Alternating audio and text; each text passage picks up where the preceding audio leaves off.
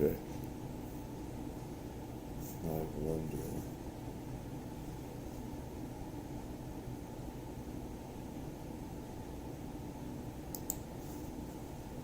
Also wonder.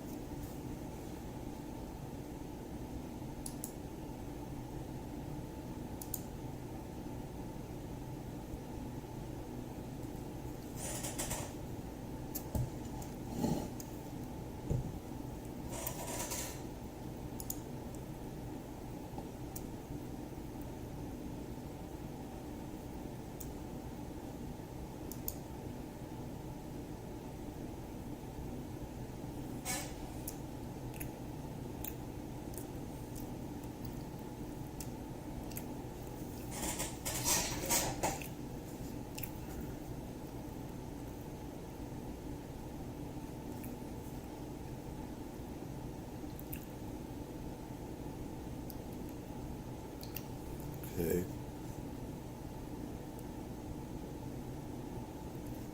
I actually want to get into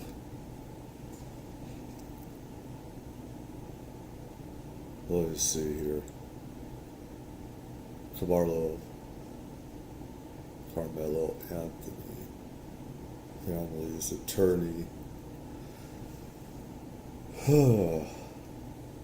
I wish I could have set this up better on here.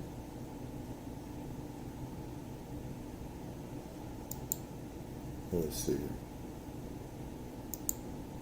Let's see here. I hope everyone is having a good weekend, staying safe, and everything, and healthy and everything.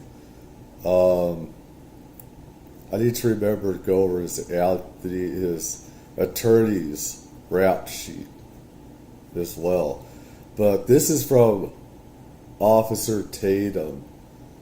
And I don't know if I could go wrong because I get pretty upset about a lot of this stuff. Let me see here. Got that homeless thing. But let me see. Got this as well. Got that right here. And so let's go on. As that was disrespectful and just shows you all the character who is not invited. He knows that is inappropriate to be near this family. White people, I'm telling you, stop capitulating to black foolery. They ain't never gonna like you. They ain't never gonna be supportive of you. Secretly, they hate you. You let a situation rise up, they gonna pick the black person, right or wrong. This is what's happening right here. He's very right about that. First of all, before I get into this and everything, I've had, plenty of black friends and everything like that, but I've seen anti-white violence. I've experienced it a lot more over the years. And I'm not all white, but I look it, so I mean, it doesn't matter. It's just things have totally gotten out of control, I think. But I believe that every person, no matter how they look, should be respected. And if somebody disrespects you by your color or something, they don't deserve respect, or anything like that. You respect me, I respect you. It doesn't matter. Color has nothing to do with it, or whatever. But I just experienced a big spike with racism myself and everything. If you carry a firearm for protection, you need to hear this. Most self-defense coverage plans. I do also need to say, though, that when I was in jail, I had a cellie. You know, he was black, and he was like a brother of mine. I would have even, you know, fought for him in jail. I also did fight for him against another black guy and stuff like that. This is in jail, all right? And it usually supposed to be segregated, but I was in a med, you know, part, you know, a pod, a medical. And so it wasn't, you had the medical, and then you had the yellows and the blues. The blues were, I forgot, jeez, I can't believe, jeez, how do you go back and remember? But the normal, general population. And of course, that's where the politicking and everything of jail and everything is, and race and everything. And in medical, it wasn't so much, it's not supposed to. Race isn't supposed to be a part of medical. But, I mean, it's like, he had my back. The black guy had my back. You know, he had Bloods, Crips together, whites and Latinos together and everything like that. And it comes down to respect and everything. It's, mostly, you know, like there's some people disrespect. And of course, you take care of that. You take care of that with fists, whatever, right? But, you know, it's the same on the outside, too. You know, you disrespect somebody, expect something back, no matter what color. And you respect somebody, you should expect respect, no matter of color. You know, that's the way it is. But for me, color doesn't matter. I respect somebody no matter what. If they disrespect me, I'd probably disrespect them. That's the way it is, or just ignore it. Either that or just ignore it. You know, so I have to put that out there. This is just me and how Plans drop you the moment that things get messy, not attorneys on retainer. This program was built by a real law firm, Attorneys for Freedom, and they've got your back when it counts the most. When it's a so-called bad or questionable shoot, a gun-free zone. Again, this is from Officer Tatum, legal stuff. I go to fair use, and this is my reaction to everything. And I get a stupid Discord. Shut up, Discord! It trips me out sometimes. It trips me out sometimes. You get these little beeps. It's like, what the frig is that? And everything. Or even if you're impaired or using an illegal weapon, Attorneys on Retainer will still represent you 24/7, 365 days a year. If you meet just 3 criteria, which is just the most simple. I have lots and lots of illegal water guns. You know, black market, the huts, space pirates, butt pirates, or whatever you call it. So I do need an attorney. If somebody can help me with that, I'd really appreciate it. Thing ever. You're facing charges, you acted in self-defense, and you joined before the incident occurred. You're covered, period. No insurance loopholes, no games, just real legal defense from a law firm led by U.S. Marine combat vet Mark Victor, whom I know very well, a great guy. He's been defending major felony cases since 1994. That's before half of y'all was alive. Use code Tatum to get $50 off the individual plan or $25 off the family plan at attorneysonretainer.us. Again, that's code Tatum, because when it hit the fan, you don't want a hotline. You want a lawyer. Well, all right, let's move on to the next story of Karmelo Anthony. This story keeps getting crazier and crazier and crazier and crazier and more deranged and evil. You know, this turned into something bigger than what it should have been. Because when I say bigger than what it should have been, it shouldn't be so much controversy around the fact that a kid was charged for killing another person. And he was charged. It's not alleged necessarily, because he's charged. And when I say, let me break down alleged and charged, meaning that it's not just that somebody think that he should be charged. I still saw Tim Pool yesterday along with law of self-defense lawyer Andrew Bronca on there, and he's trying to give,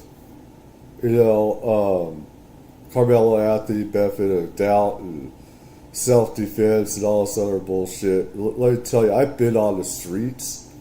I am. It's like when I was a kid, sometimes you have a knife, bring a knife with you, just in case.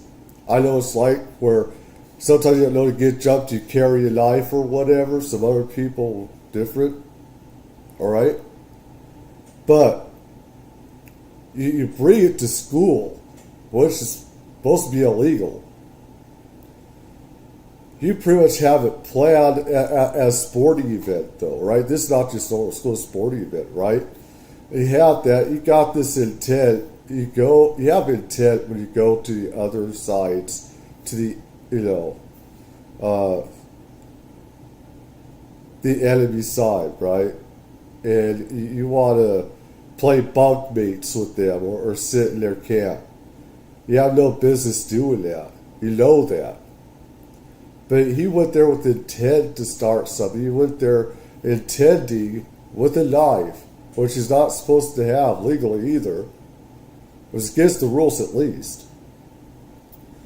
And in some places, some jurisdictions, it is illegal. I don't know about where he is. But he had this intent from the get-go to hurt somebody or kill somebody. And you have Steve Urkel, wannabe Steve Urkel here. And then you have this guy. You find out he has a rap sheet. He's been convicted of different crimes and everything like that, which I want to go into. I need to go into that and everything. But charged. Because there are cases where when there's a shooting, a stabbing, or deadly force was involved, someone has a claim of self-defense. After police review as much information as they can possibly obtain in the time period that they can obtain it, they'll make a determination. If there's self-defense present, they won't arrest you. They will follow up and arrest you after they do a thorough, more in-depth investigation. The fact that immediately they charged him with first-degree murder, that means that they have probable cause to believe. Probable cause in law enforcement terms mean that a reasonable person would believe that he committed this crime in the first degree. That's the burden that law enforcement officers have to have in order for them to arrest you and charge you. They can't just say, I think we should charge him with this because I feel like this is what he did. They have to articulate on the affidavit. We used to call them a felony interim. This is what you give to the judge when you book somebody. Again, he's at least been an officer. I don't know if he is right now, Officer Tatum, so he does know the laws about making arrests and stuff like that, how charging process goes and everything. So I mean, this is another reason why I'm using him and stuff. So and plus I do want to get black people's insight how some of them think of this. Some are crazy, just like there are bad white people, there's bad black people. Latino doesn't matter, just bad apples and stuff, right? But on a felony charge, in the affidavit or text portion, you have to articulate very clearly the elements of the crime. That means first degree premeditation. You have to show very clearly that you have probable cause to believe that he premeditated it, that he committed the crime. You can't just assume. You have to articulate, this is why I believe, based on the totality of circumstances, that this person, as a reasonable officer, I believe that this person committed this crime. If you do not have clear elements of the crime in your felony interim, the judge will throw your case out immediately. Police officers don't have to rush to charge somebody with first-degree murder.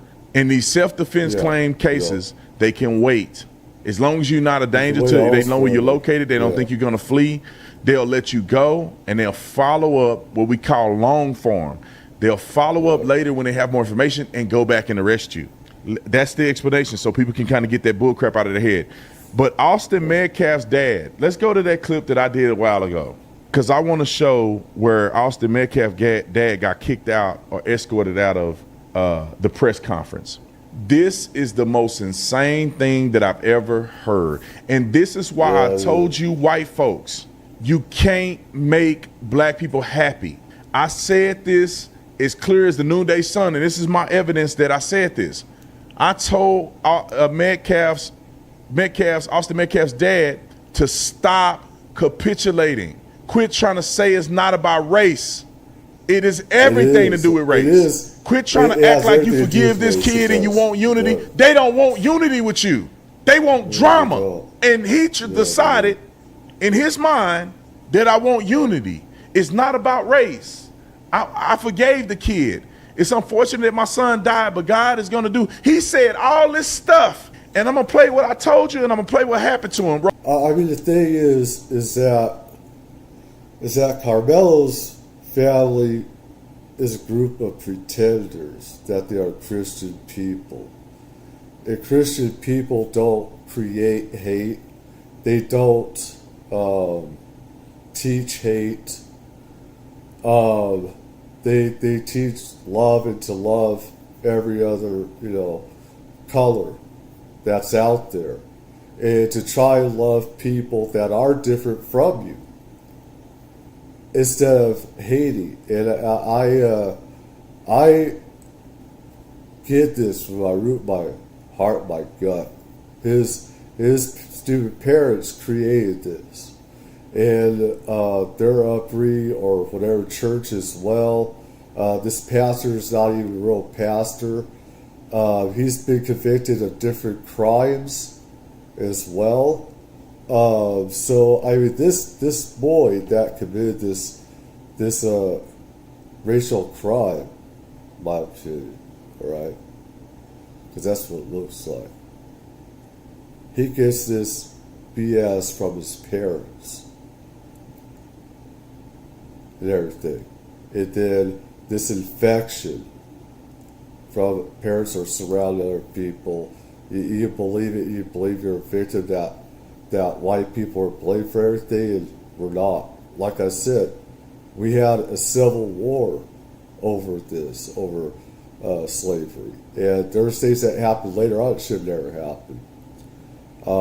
And no matter what, they're blame white people for it, even though it's black people that sold other black people to white people bring over here. And I could go over history, over slavery from the Pharaohs to the Romans to the Ottomans to Africans having slavery, going over to Europe, capturing white slaves, white slavery, and stuff like that, and how it's like it just goes back and forth throughout time and space and everything. There's still slavery going on in Africa, Eastern Europe, other places around the world, Asia, and everything. But roll the clip. Hey, people, y'all need to stop doing this. You're not gonna get the sympathy of black people. It's very unfortunate that this other child decided to make a bad choice that's going to affect him for the rest of his life. I have compassion for every human being. This is not, I want to make this very clear, this is not a race issue. This is not a black and white issue. I don't want someone stepping up on a soapbox trying to politicize this. I don't appreciate some of the remarks I've seen online that people say there was this fight and they don't know, they weren't there. I respected Dad. He lost. Right, there you go. That's what Dad said. In an attempt to have empathy in a situation where the people of the melanin, if you had a decent melanated people, they would hug his dad as a family. They would go through this together. It's a tragedy. This is a time for the community to unite, but these Negroes don't want to unite with you. Let me show you why I say this. This is the clip of him kicking Daddy out, right? Roll the clip. And all I'm going to say, so it don't be asked later, is that was disrespectful and just shows you all the character. Him saying that's disrespectful for his dad to try and make peace and try to have the races come together. And be honest, me knowing about extraterrestrials, non-human intelligence. They don't see us as black and white. We're not. It's not supposed to be what it's about. We're all humans. In reality, the way that everything is, we're all humans. That's just it. We're flesh bags. Human flesh bags, I guess, is one way to put it. And the way that people like to say this about race, you have these other intelligences, just see us as a bunch of monkeys. We're all a bunch of monkeys. Can't get their shit together. Or nothing. It's like, we're all a bunch of Neanderthals in so many ways, I mean, and the thing is, Who is not invited, he knows that it's inappropriate to be near this family. let's say this. They're not the victims. He's making it out to be like they're the victims. They're not the victims. The victims in this is the Metcalf family. And yet, they're making out this big docudrama, making it about race and everything. White racism and everything else. This is how they're trying to play it in court. That Metcalf was a Nazi and it's all racism. So, therefore, let's get this down below even manslaughter where he can walk. Let's make this about race and say that this guy is a Nazi. We'll play it where he can even walk, because if we can make him out to be a Nazi or racist, and if he is, that's one thing. Okay? You can get let down, but there are people that hate on different sides. You kill somebody, it's still murder. It's still murder. It doesn't matter if the person is hating on you or not. It doesn't matter. Murder is murder. You can't do that. Alright?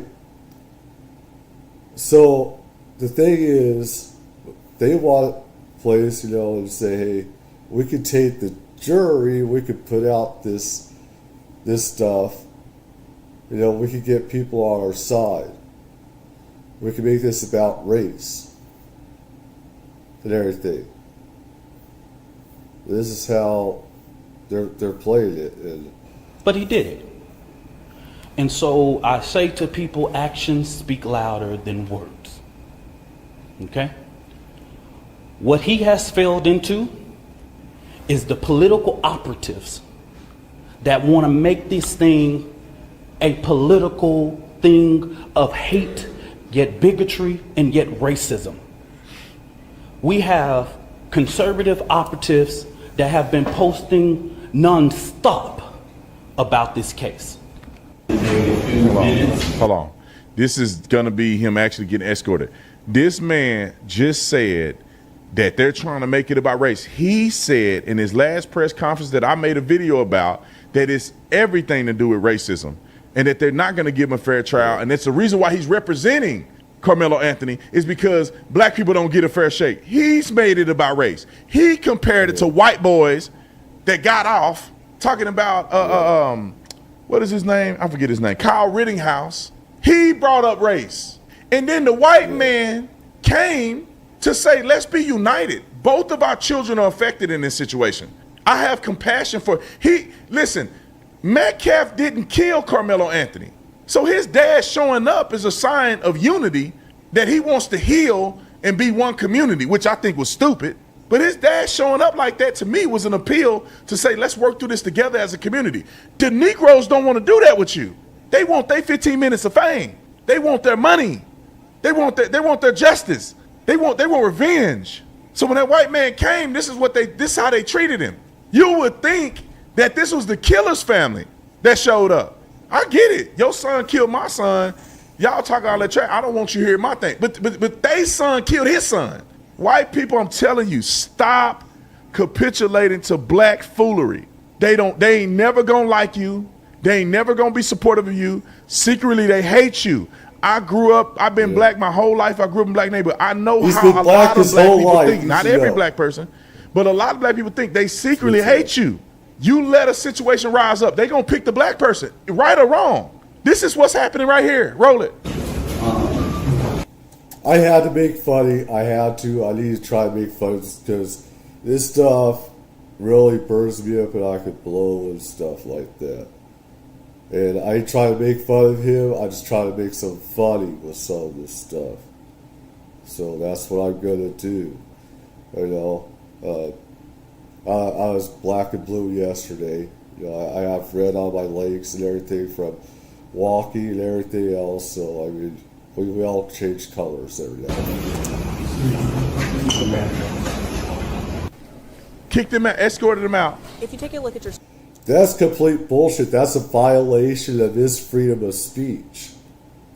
He has these piece of shit cops have no authority and no right to do this.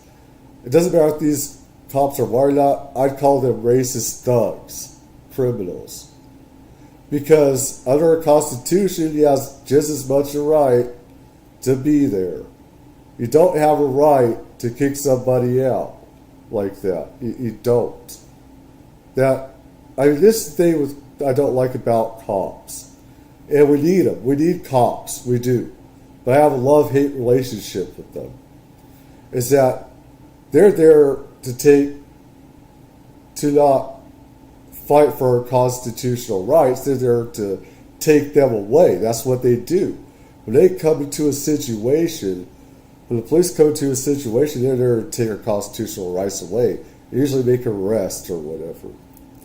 So, I mean, this is the thing that I would sue the police, but he isn't going to do that because Jeff Metcalf doesn't think that this is about race right there, else he's not going to pander that way.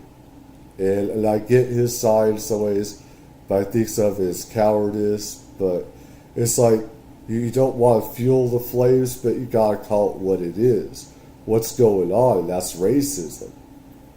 It's complete racism. Screen now, what you are looking at is video of Jeff Metcalf being escorted out of the co-working space where the Next Gen Action Network. They have no legal authority to do this. Jeff Metcalf, the gentleman who was wearing the sunglasses and the blue shirt, who's being escorted out, is the father of Austin. I'd sue those sons of bitches. He is being asked to leave, escorted out of a press conference that is being held where the parents of the child who is accused of killing Metcalf's child are expected to speak.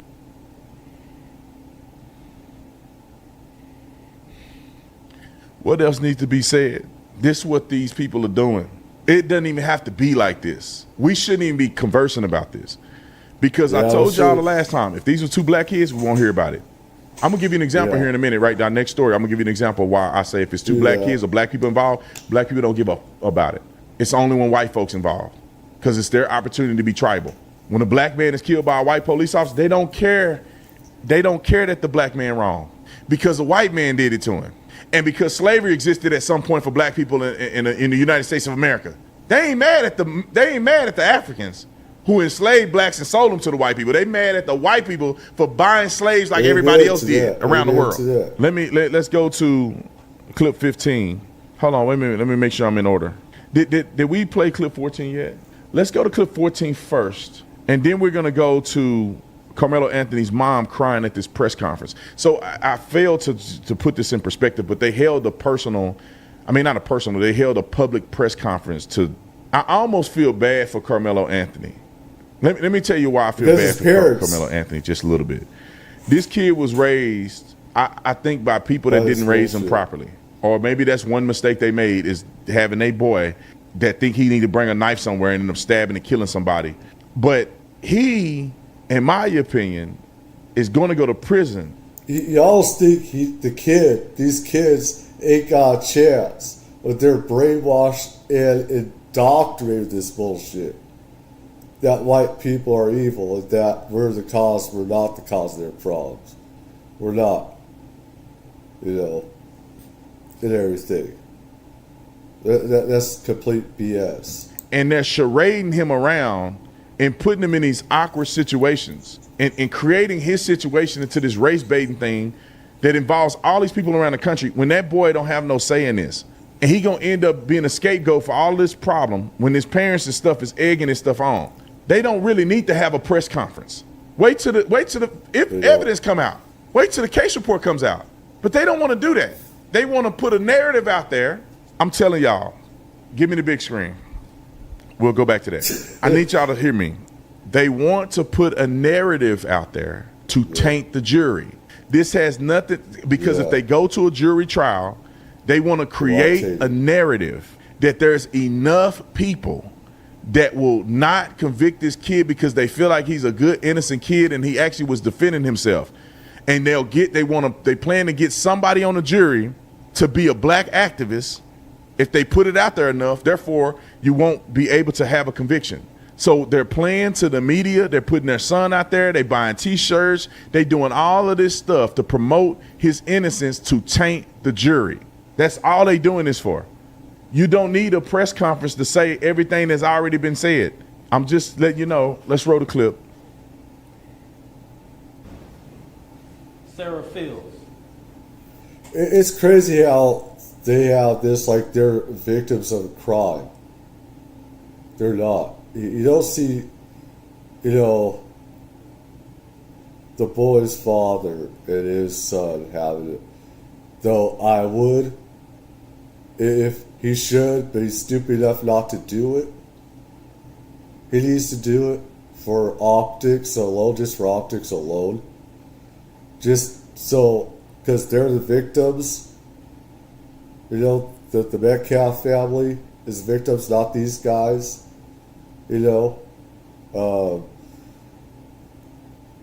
if the parents would have taken responsibility for their son and recognize that they're part of this crime with Karmelo Anthony's, crime, that they're a part of it, and his upbringing and how they brainwashed him and indoctrinated him, this is what we should be looking at. These are truths that are here coming out, that have been coming out. Never heard of this woman. This is the kind of despicable thing. He's going to go into it, but these things are redacted. And I have on my friend's site on here, he's Latino. So YouTube is suppressing a lot of the stuff I'm trying to put in for this case. They're not even showing it about Karmelo. But I go to my friend's account, it shows the different stuff, the crimes that this guy has done and everything, including Anthony as well with the child, I believe. So this is his first time for Anthony. He's done stuff before in the past. But they're trying to bury that and everything. He has a big rap sheet. A big rap sheet. And I need to try and find out here. I don't know if I can. Because YouTube is suppressing it. I know, because I'm going to friends, YouTube, using them, and I can get a lot more information. If I use this one, I can't. They're suppressing it. That led to the father being here. Political operatives. Why is that redacted? You know why she's making claims on it? Because there's truth in that. And you're redacting it. Why are you redacting it? You're trying to hide motivating proof. This family with hate. Let's go back over this Sarah again. Fields. Never heard of this woman. This is the kind of despicable things I can't hear that it. led to the We're father half being deaf. here. Political operatives motivating this family with hate. Karmelo Anthony posted on something that shows, posted here. These are the Why don't you hold that? Instead, you're just doing this. No one can look at it. I mean, the news, they're going to paint Karmelo Anthony as the victim. Some are. They've picked their side in this. Why is that redacted? We're all this proof and everything, but I didn't look Lies this. that are threatening this family. Posting the family's picture. These are the type of lies. She's getting millions of views on this. They should Sarah, be. she's even came after me. She's Rightfully even said all of so. those things. And now that the public knows exactly what is going on, I ask, because these racist bigots try to prevent us from standing up for our baby, our boy, he should be afforded the same rights that Kyle Rittenhouse had, Daniel Pender, and all of the people. Kyle Rittenhouse was being shot at. They had guns trained on him. When people have that, you have a right to shoot and use deadly force. I mean, in some states, depending on jurisdiction, I know a lot of states you can't defend yourself. We know what dumbass idiots are doing that, where you can't defend yourself. But, you know, Hold on. just Who say, have claimed Daniel Pender, that fool. There's got to be more intelligent black people to do. I feel bad. They finna lose big time, man. Pender. This guy don't even know what he doing. Daniel Pender, that fool said, well, defense. What did he say? He said something. Defense, self-defense. He said self-defense the other day 3 times. I said he really don't know the word. Self-defense. Kyle Rittenhouse. I'm not going to litigate that anymore. But Kyle Rittenhouse was arrested, wrongfully arrested, right? Yeah. That Kyle Rittenhouse was innocent. He should have been innocent on the was. spot. The videos from social media told me immediately Kyle Rittenhouse is going to get off on this. There ain't no way whatsoever he don't have a self-defense claim. If he didn't have money, and this is no matter what color you are, if you ain't got money, you're dead. I know. I was dead. I didn't have money. I was dead. I got in the program, and luckily I got off of assault and battery and everything. Right? I got off on it. I'm lucky with that. I also had a huge head injury and everything else, but concussion and everything else. That also made things bad and everything. But if it wasn't for that program, I would have been in the big house for quite a while. And in some instances, I want to be there because some of the stuff that was happening in court was total BS. Some things that were happening to me at the program was total BS. That's different. Let's move on. When people are chasing him and fighting him and beating him and hitting him with stuff and pulling guns on him. This ain't the same scenario, my man. Yeah, it's Roll the definitely clip. not. It's no matter what color you are, okay? Someone's going out with you guns or something. I don't care what the laws are. I'm to shoot or something. I got that right. I don't care about what the stupid law says. If I take somebody down self-defense, real self-defense, I ain't gonna give a shit about going to jail or prison. I'd be a hero to those guys. They're just saying rightfully done.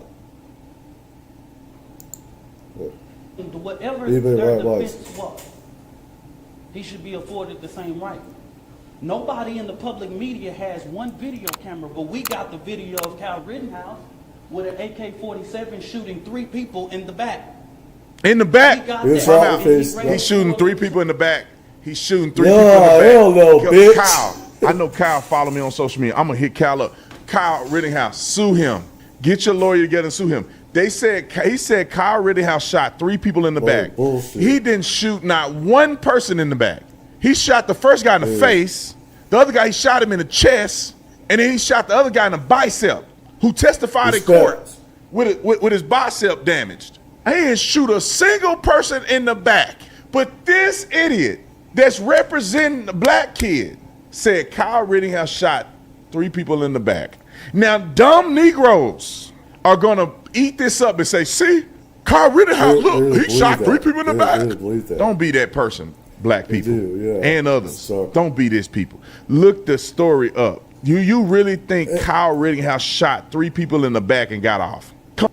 Some people are dumb enough to believe that, and some people just want to start race riots, and people want to start, starting flames and everything, just because they're pieces of shit. Doesn't matter what color, white, black, Latino, whatever. Trash is trash. People believe what they want, because they're stupid. Or whatever. Come on, brother. They got the video online, so everything he's saying can be disproved. They don't care because we have the video evidence. He on his back. How he shoot somebody in the back while he's laying on his back with the rifle in the air? Did the guy jump at Kyle Rittenhouse with his back like this? The first person grabbed the rifle and then turned his back. The dude pulled a gun on Kyle Rittenhouse and then turned his back around so he gets shot in the back. Shut the front door. Roll the clip. $2 million publicly, and nobody said anything. So, since they tried to come for us, I call for the community's overwhelming support for this fund. The disinformation that was put out was literally deliberate to prevent you from helping this. You are not the victims. No, it wasn't, bro.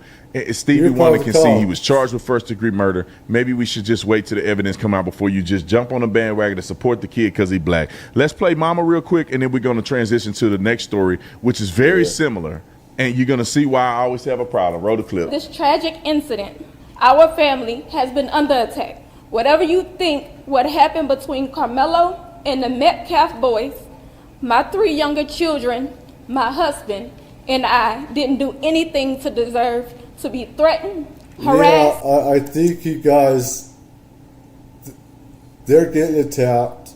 Metcalf's house getting attacked. They got SWAT and everything.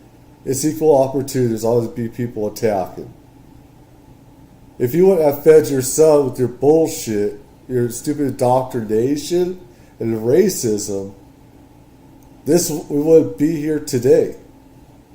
Now, if there is the evidence, there's the evidence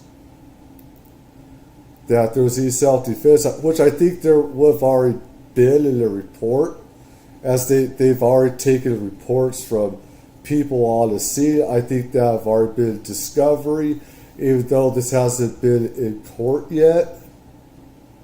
But from the reports that we have seen, nobody has said that Metcalf,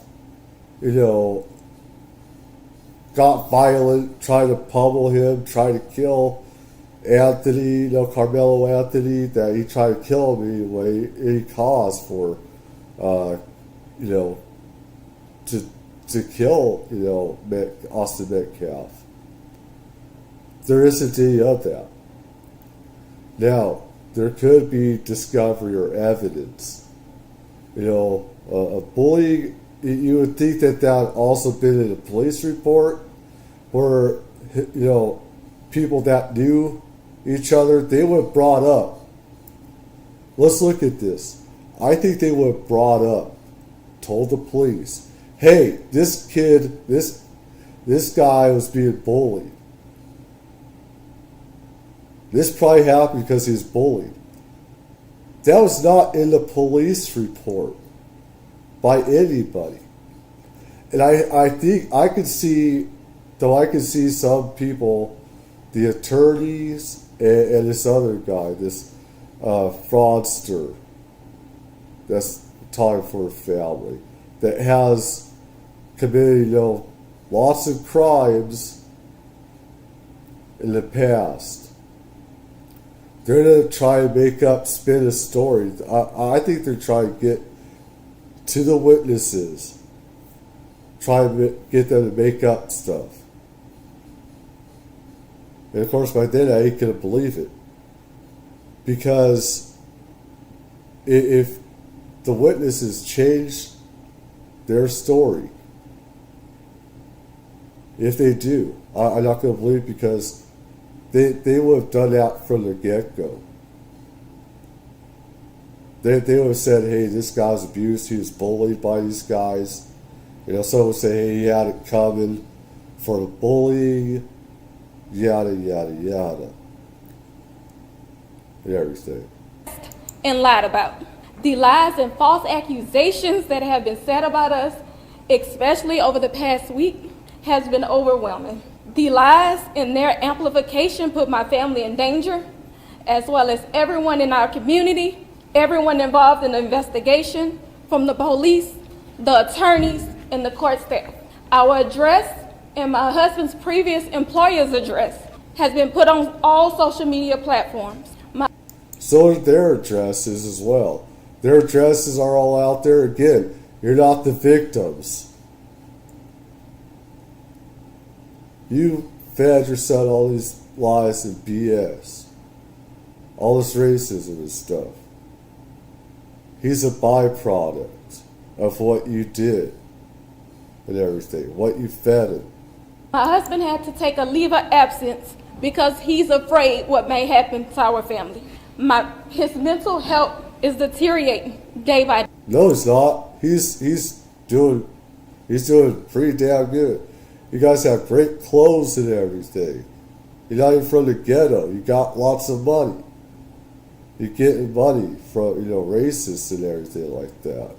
It's the equivalent of the KKK. It's to be black people, giving all this money to you. You're not victims. The victims are the ones that lost their son. We have endured death threats. My 13-year-old daughter is afraid to sleep in her own bedroom because she's fearful. The same thing is happening to the other family. Again, you're not the victims of this. What may happen to her? Time out. I'm not trying to stop Mama. This is ridiculous. I get people threaten me all the time. There is no credible threats against these people. When some y'all's address have been out there for I don't know how long, show me a single person that showed up at your house. Show me a person that showed up at your house though. Show me a person that's actually made a threat at the school. Your kids still going to school. Y'all not out for spring break. They still going to school. Show me a credible threat at the school where they had to shut the school down because somebody done made a threat at the school. Y'all making your kids feel like they not safe. Nobody coming after y'all. Your son killed somebody else. Ain't nobody mad at you. Your son is a killer. Whether you like it or not, he still killed somebody. That's why they're pissed. And they come on it. That's why I don't respect this. This. Because I guarantee you the same amount of threats and intimidation that's going at her family is probably going at Metcalf family just as well. Let me tell you, I've been targeted plenty of times throughout my life. I know what it's like to have death threats and stuff like that. I know what it's like. So, I mean, for you to put on a crybaby crime spree don't mean anything to me. It just don't. I've been through a lot of death threats. I've been through a lot of different types of threats throughout my life. That's just what happened. People are so vitriolic against white folks that they raised $500,000 for this kid. You think people ain't talking trash online? Rising. They kicked his daddy out of there. Metcalf dad came, they escorted him out of the building. You telling me there ain't vitriolic behavior going in the other direction? These white people ain't moving because they getting threats and all this other stuff. There is no credible threat that I can hear, I have seen or anything that will make a real determination that they have to move out of their house and that he has to take a mental health leave of absence. Your mental health is deteriorating because your son may go to prison for the rest of his life. That's why your mental health is deteriorating. It's not the threats. Yeah. Mama ain't crying up here because her daughter is scared, because your son might do life. That's like dying. Why we gotta be fake? You sad because your boy may do life in prison. I don't think that he'll get life. I think they're spin it. I think the judge should also be excused, taken off the bench for this, I think they should have a Latino judge instead. You know, not have a white or black judge. You know, but Latino or Asian instead. That way you cannot say that there's favoritism. I think it's that bad. And I mean, that's what I would try to demand as a parent. I don't see Jeff doing that. But that's just me. He ain't gonna spend life. I think they're gonna spinster this case down to maybe even less than manslaughter, make race bar. I don't know. I hope I'm wrong, but because what was done was murder. It was premeditated. Prison, which is horrifying. But they gearing it towards, and this is my opinion, they're gearing it towards, I need to make this appeal so we can get the jurors on our side. And honestly, I think he'll do fine in prison. I think he'll do fine. There. I think he'll do fine. I don't think he'll be in much of a nightmare experience. I don't know. As compared to some, as compared to a lot of others, it'd be a nightmare situation. I don't think it'd be that bad for him. Public can feel some type of way. I heard that they haven't even used the GoFundMe money yet. So where they get money from? And if they already got money, why did they lower the bond amount? What is his job? That's what. Roll it. And let me be clear, the claims that were used about the public donation to buy a home or anything else are completely false. We have not received a single dime from the Give, Send, Go fundraiser. Bullshit. And the co-founder has stated that clearly. In the reality, we were just notified yesterday that we could begin to withdraw funds. And it still takes several days to receive those funds once a request is made. We're not finished. I'm not going to. You think there ain't people that reached out to their family and said, look, we'll take care of y'all and do this or whatever the case may be, outside of Give, Send, Go? Come on, bro. They could have millions of dollars right now because you don't need to do Give, Send, Go to give somebody money. When I raised money for Sergeant Mattingly, we did it. In 2020 or something like that, we gave him $130,000. None of that came through GoFundMe or Give, Send, Go. We wrote them a check. People could be writing them checks. Do you think a millionaire? I'm telling y'all, this is the honest to God truth. If I was worth $300 million and there was a family that I really thought needed my help with money, I can't give them $1 million through Give, Send, Go. I'm not finna give $500,000 through Give, Send, Go so they can take a fee. I'll find a way to get them the money without them having to count that as income. And there's ways to do it. Or taxes. It's my income. I can leverage my income to do things for them. Meaning, here, I'm going to rent this house for you under my LLC. Or here, you guys need a new car. I'll go get you a new car from this dealership. Just drive it home. It's in my name. Just return it when y'all get y'all money. I'll put you up in this house. I'll rent this house for $3,000 a month for you guys until y'all get y'all money from the Give, Send, Go. You know what I'm saying? People acting like because they ain't giving the money or they don't got the money yet that they ain't got no money. Or people ain't been giving them money. They got bank. Come on, bro. Don't be silly. Rich people don't go through Give, Send, Go when they giving bigger numbers. Roll the clip. My son deserves the same rights under the law that everyone is afforded to. He's been raised. What about his rights? What about Austin Metcalf's rights? F your rights. I don't give an F about you. I don't. You're not the victim. You pretend to be a victim. You're not. What about his rights? He was killed. You were. Else of what happened under the tent on that rainy and awful day. There's an active investigation that everyone involved wants to be full and fair. We believe in legal process, and that is where the truth will come out. So you're trying to spin. You're trying to spin. You're trying to spin. I don't want to get that bitch. Let me talk real quick. I feel bad for her, but at the end of the day, why wouldn't you? I don't, because the evidence that's coming out is that her and her husband fueled this racism. It seems. I could be wrong. I know an apology. I would. But I don't care what color you are. If you're white and you're telling your white sons or kids that blacks are all evil and this and that, you're a piece of shit. If you're a black person, teaching your black kids, say white people, you're a piece of shit. Say Latino or Asian, you're a piece of shit if you're teaching racism. It's out there. Racism's out there. I've experienced it. Other people have experienced it. And stuff. But you teaching it. You indoctrinating your kids. Like, it seems evident that as parents are.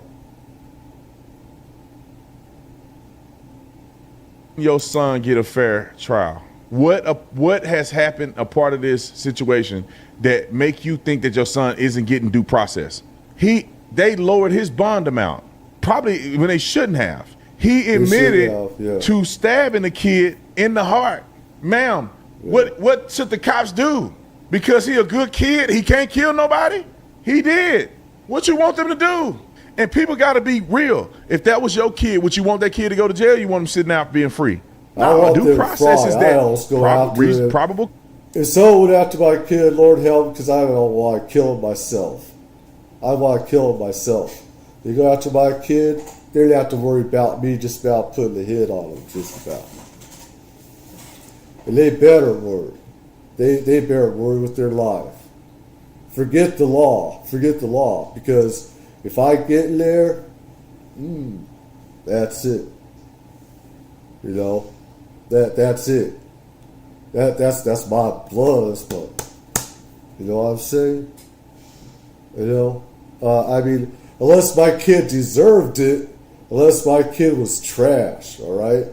Unless my kid deserved it or something, that'd be different. I'd say, hey, the kid had it coming. The kid was bad. He was an evil spawn. Otherwise, that person better be, they gotta be going after him, motherfucker. Simple. You know? So, that's me. Let me see, I want to, Karmelo Anthony's terms on the see here.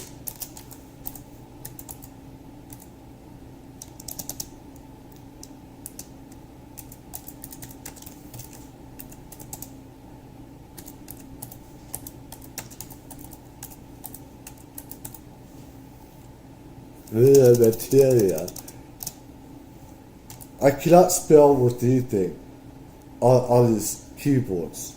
Let's see. Karmelo Anthony's the 10. I get misspelling. Let me see here. Let's see. Yeah, I think they're suppressing it on here because I was able to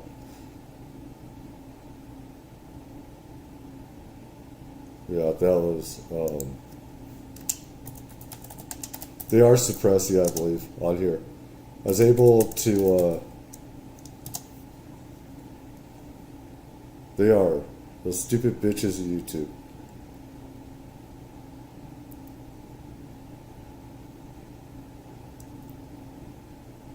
They are suppressing it.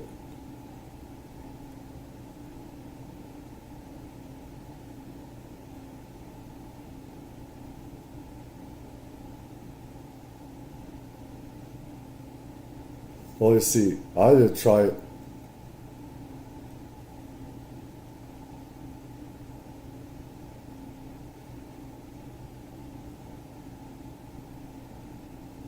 For my friends here, let's see.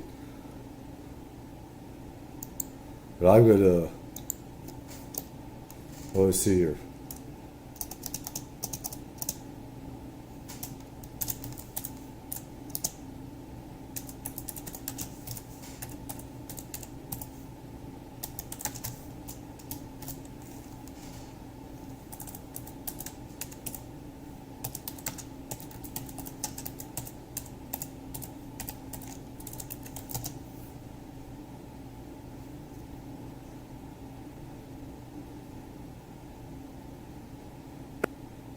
Right. So Anthony was being.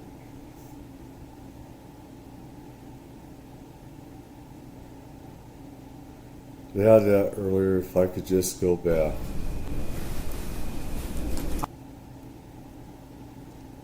Let me turn off the audio here.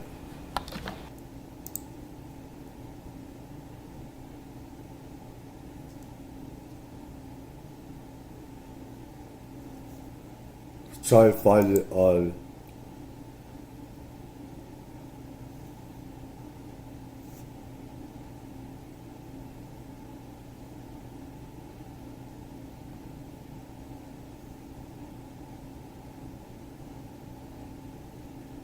Try to find it. Try to find it.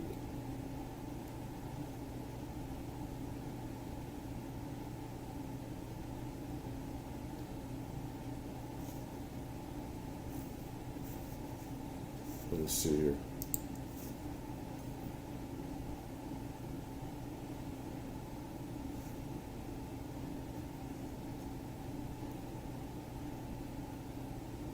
I really want to find this because I had it earlier.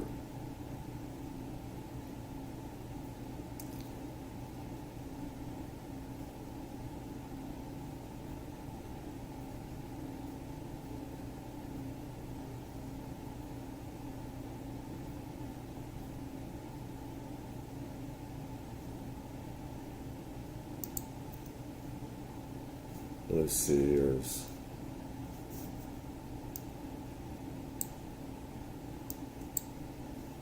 Right. Where's it?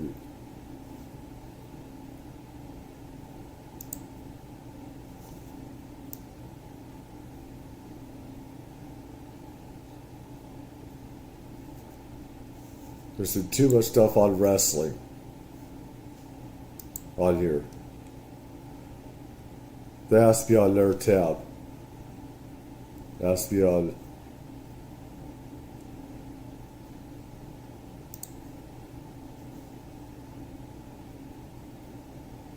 I really want it has to be on a different tab.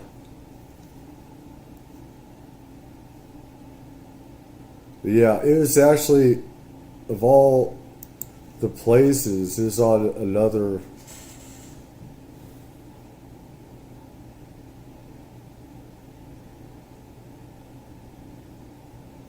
There's actually another black YouTuber channel about that guy's past convictions. The guy that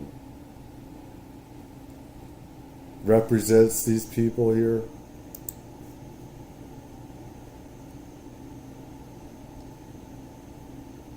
Why don't I see that on YouTube right now? It was here earlier today.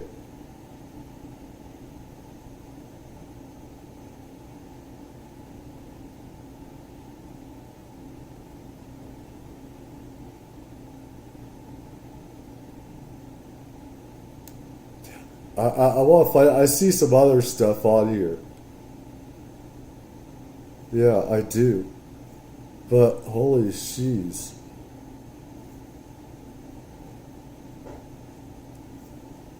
Let's go here. Up in the Dallas-Fort Worth area, but it's also gone national as a number of white conservatives are attacking the young black man who has been charged in this case. His name is Karmelo Anthony. They are demanding that he get everything thrown at him for what took place in the death of Aaron Metcalf. So let me unpack what happened here. Well, let's see. I still want to. I think he's on the other side. Let's see here.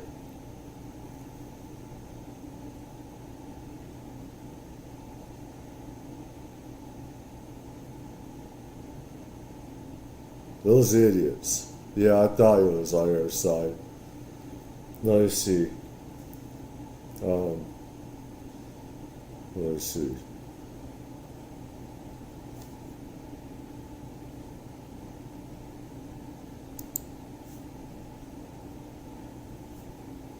And I don't want to watch something just to blow up on it.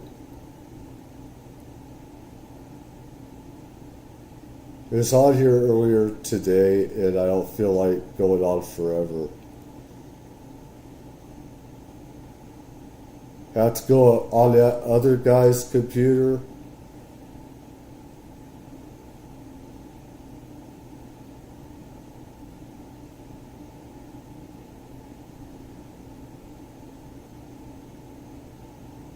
Let's let this go.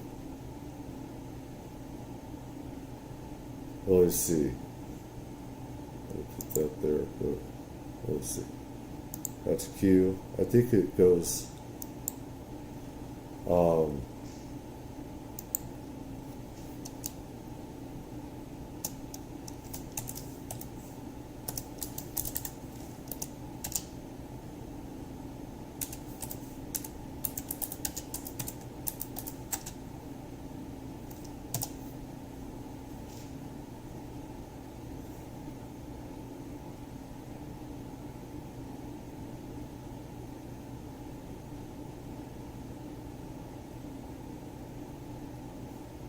Take this one. Got all this stuff here. Listen. Hi guys, good morning. That's right. This is coming from a Homeland Security Investigations report. It mentions a traffic stop for Kilmar Abrego Garcia in Tennessee back in December 2022. Police say Abrego Garcia was driving from Houston to Maryland with 8 other people in the car. Abrego Garcia told authorities they were going to do construction work, but there was no luggage in the car and they all gave the same home address as Abrego Garcia. And that led police to suspect this was a human trafficking incident. Abrego Garcia, however, was not charged. The year before, Abrego Garcia's wife, Jennifer, had filed for a temporary protective order against him. She alleged that he punched and scratched her, ripped off her shirt, and grabbed and bruised her. She was pressed about those allegations, and here's her response. I know this is a sensitive question, but I have to ask it. You did take out a temporary order of protection against your husband in 2021. Were you in fear of your husband? Yeah, obviously. My husband is alive. That's all I can say. Okay, and you know I'm not going to push You're on that. full of Apparently. bullshit. President Trump also doubling down on the allegations of MS-13, though Abrego Garcia's lawyers maintain he hasn't been charged with any crime in any country.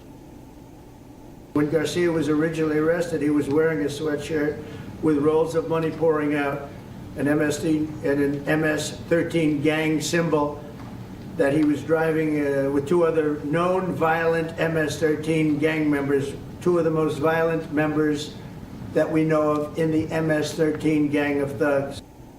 Regardless of the accusations against Abrego Garcia, Democrats argue he should have been able to present his case before a judge. They say the fact that he was deported without one is...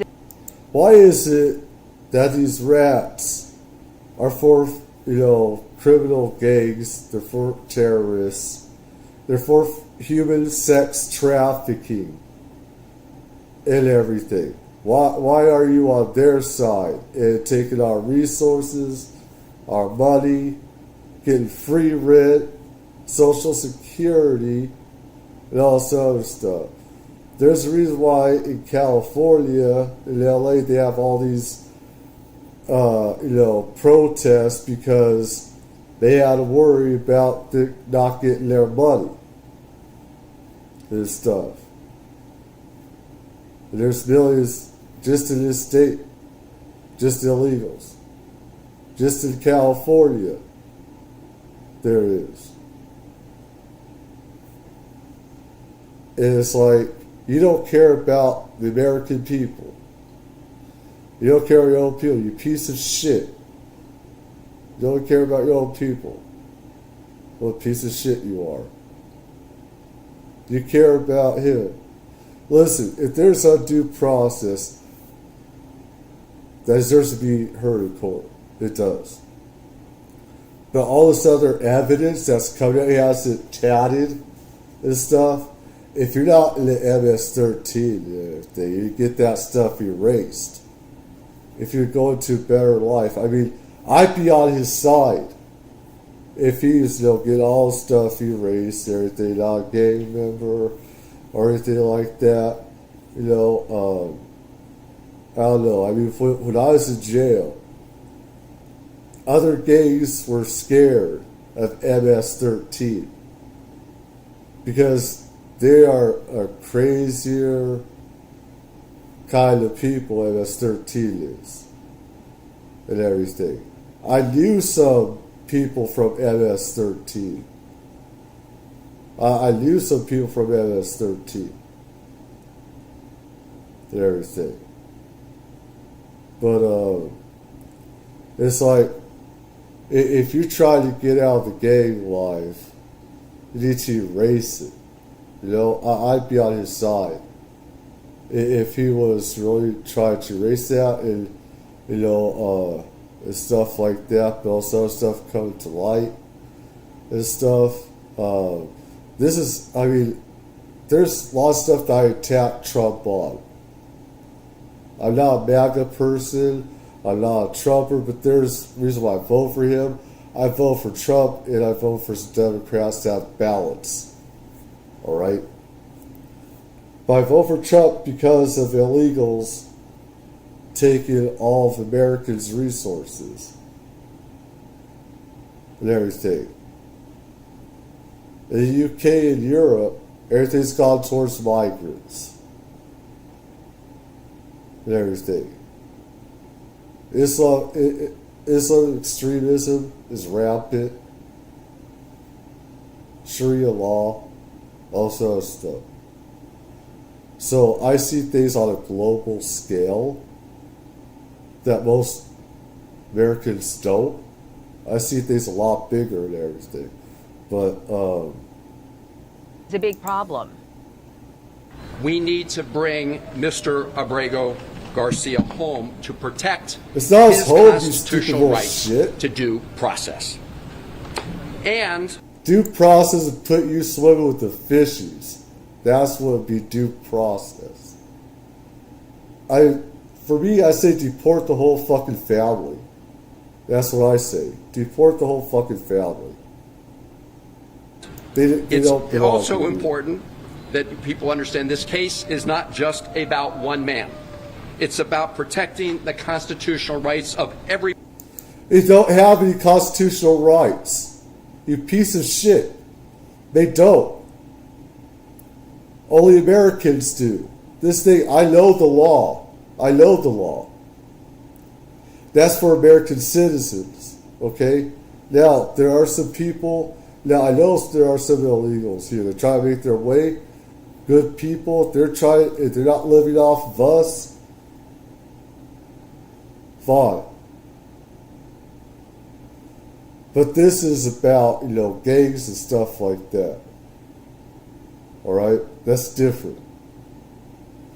And our ancestors, mine and others, we get shit for free, like this piece of shit wants.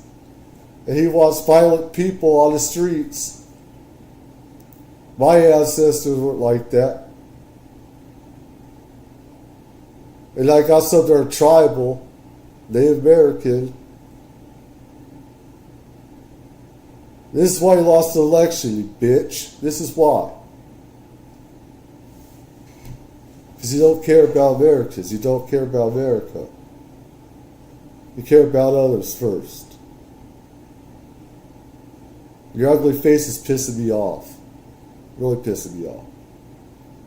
Everybody who resides in the United States of America. No. That were in it's front not of us. true. No, it's not Van everyone. Hollen accused the Trump administration of trying to distract from a... Gosh.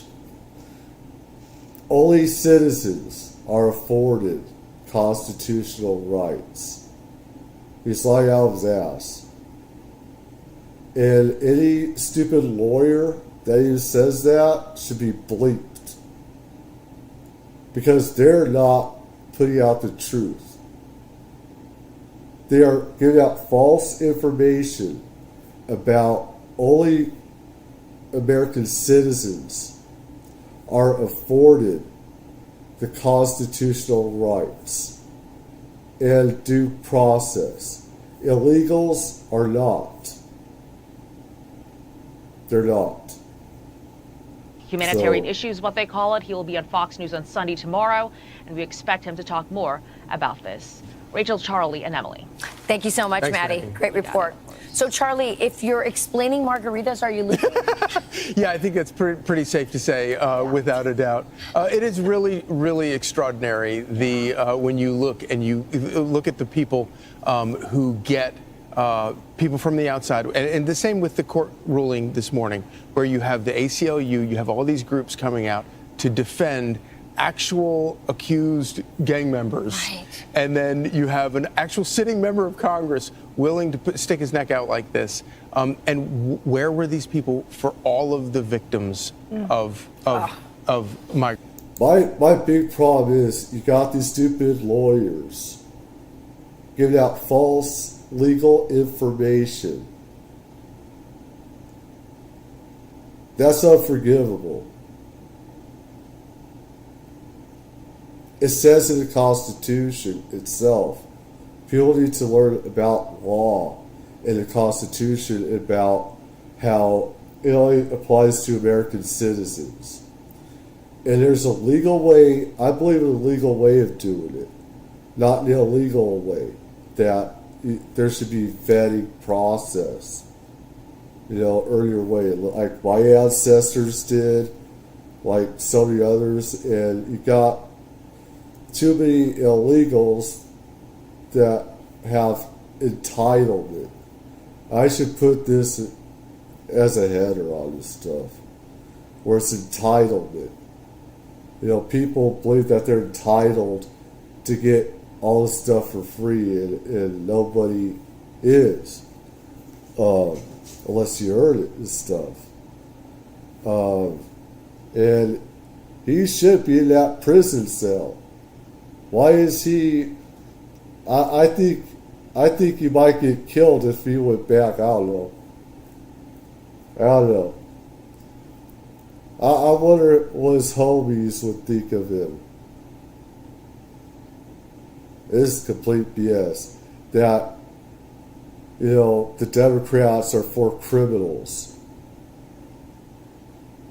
and not for Americans and everything like that. And how, human sex trafficking, therefore enabling human sex trafficking, murders, and all this other stuff. Taking America's resources, getting free food, rent, getting Americans getting kicked out of their homes. You have people in cities that run these cities are making money off the illegals by kicking Americans out of their households, and then renting them out to illegals, where they put 13 people in a room or 13 people in a house, and apartments. They have them stacked and they make money off that, where they couldn't do that with Americans. And so you have these criminals, these Democratic cities doing this. I'm not a Republican, I'm not a Democrat, I hate both sides. All these parties are run by psychopaths. None of them is really better than the other. But migrant crimes. Well, you just wonder, especially after that remarkable interview with Michael Strahan with the wife of this MS-13 suspect, saying, "Were you ever afraid of your MS-13 husband?" And she has this, because obviously she twice, I think, she charged him with domestic abuse, and she wouldn't answer the question. She's afraid of him now, and he's. She is. That's why she ain't saying nothing. They could have her killed. This is MS-13. MS-13 will kill you if you talk about it. And I think that may be one reason why she wants to get him out. It's because she doesn't. With MS-13, I know MS-13. You talk about them, they'll put a hit on you. They'll put a hit on you. I know MS-13. I know MS-13. In El Salvador. I thought that was they put remarkable. A hit on her and also, Emily, there seems to be no regret. At some They'll point, he was over there when we found out about the domestic abuse charges, and he doesn't seem regretful. And since then, several Democrats have said in Congress have said, yeah, we're going to make trips on our own dime to go over there because they didn't think that Mike Johnson would approve the expense. Right. This is the party that loves to use the phrase credible allegations of sexual assault, right? And yet here we have in her own handwriting, she filed those motions with the court, and quoting her, she called her husband violent, abusive, really scary, detailed that he punched her in the face, left bruises all over her body. And President Trump in the Oval Office quoted her in that yesterday. You mentioned this earlier. And he went on to say, so this is the guy that the Dems want to bring back to the U.S.? Yeah. And to our point, it's the ongoing conversation about who are they representing? Who are they prioritizing? And the answer is they're representing not Americans, not lawful Americans, and they're prioritizing illegal immigrants with these sketchy histories at best and at most horrifying allegations that, if true, it just goes to show how our tax dollars are being wielded and the narrative that these guys are pushing. Yeah. Because if that's the person that they're going to bat for, no angel families. I, by the way, couldn't find one example of Senator Van Hollen meeting with an angel family or even a family of a victim of violent crime. None of that on his watch. Patty Moore was his constituent. She's a Marylander. The guy from El Salvador is not a Marylander. He's an El Salvadoran who came here illegally, who beat up his wife, who, by the way, is the latest Me Too case, as far as I'm concerned. Democrats don't care. Yeah. I'm Steve Ducey. I'm Brian Kilmeade. And I mean, I'm not for any news channel either, but this from earlier, I just wanted to go there. It has the most time on it, but let me see here about that. Today, Elon Musk was seen at a golf course in Virginia with President Trump just hours after a rare overnight ruling from the Supreme Court. In a 7-2 decision, justices temporarily blocked the deportation of Venezuelan men held by immigration officials in North Texas. CBS's Willie James Enman is at the White House with the details. Good evening, Willie James. Good evening to you, Jerika. The Supreme Court's temporary ruling is the latest episode in a battle over immigration and the Trump administration's use of... This is a problem. I want to go over the constitutionality of Article 2. And if there are more people on here and stuff like that, I would do deep dive into the Constitution and everything, the executive branch, and everything, how the courts don't have a right to do this. But I see where the courts are coming from. They're seeing their part, they're seeing their branch. Okay, there's the executive, the judicial, and the legislative branches that run the government. Okay, these branches, all right? So, I mean, each is separate. Each has their authority. The executive makes the authoritative rules over laws, stuff like that. The people vote for some of the laws as well, the legislative. People vote people in to make laws for them. The executive, that's the presidential powers and stuff like that, where they can make authoritative changes to things like this, wartime stuff like that. So what the courts have been doing is illegal, though. Every president before has done stuff like this has never had a problem. Even Obama, like I said, Obama himself said, I'm not going to let any court tell me how to run this country. He gave the courts the finger. Other presidents, same thing, pretty much. It's just with this one, each president does this. And there's going to be stuff that, like I said, stuff I don't like about Trump doing, and there's stuff that I do. I'm not shill for it, any cause or anything like that. But this is the courts have no authority, even the Supreme Court has no authority. The only way that the Supreme Court has any authority is to go through Congress. Congress would have to make an amendment circumventing the second article of the executive branch, saying you cannot do this, like the War Powers Act, and how Congress had to change the War Powers Act for war and declaration of war, how you had to get the Senate and Congress involved in that. And that's because of the Vietnam War. You know, Supreme Court can't do shit. They can't. The courts cannot hold a sitting president in contempt. As the Constitution says. So you have these dumbass news agencies say, oh, my guy's going to hold me in contempt. They can't do shit about it. There is a constitutional crisis. And that's where you have rogue judges trying to tell an American sitting president what he can and cannot do with his executive powers. Each president has made radical decisions before. Sweeping changes. Each president does this.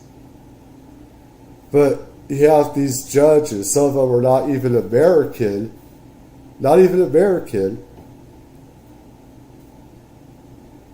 appointed by a different party. So this is political.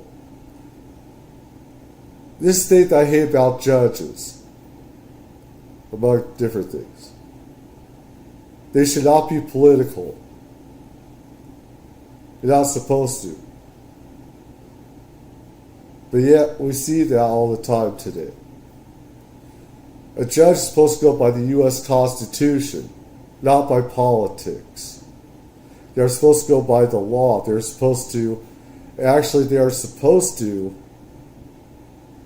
is supposed to defend the U.S. Constitution and uphold it.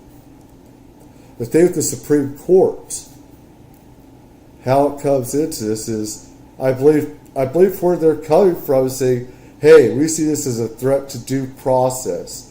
What if there is some people that are wrongfully being flown to these countries? That's where I can see this coming from. Again, I'm on both sides of this because I've been on both sides of the law.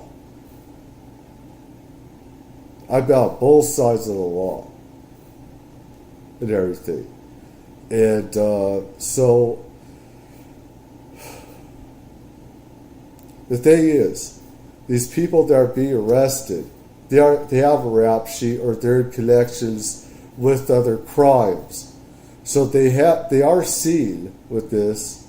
They got the reports so they go get them. They got that due process, right? But the Supreme Court they're not getting all the evidence or whatever, and they're getting one side of it. You got the defense, you got different litigators and stuff. You got the U.S. Department of Justice versus this court or that court.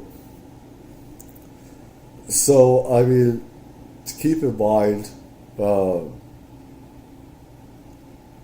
you have a constitutional crisis when you got courts acting like dictators, sticking their noses and doing things that's totally illegal by the U.S. Constitution.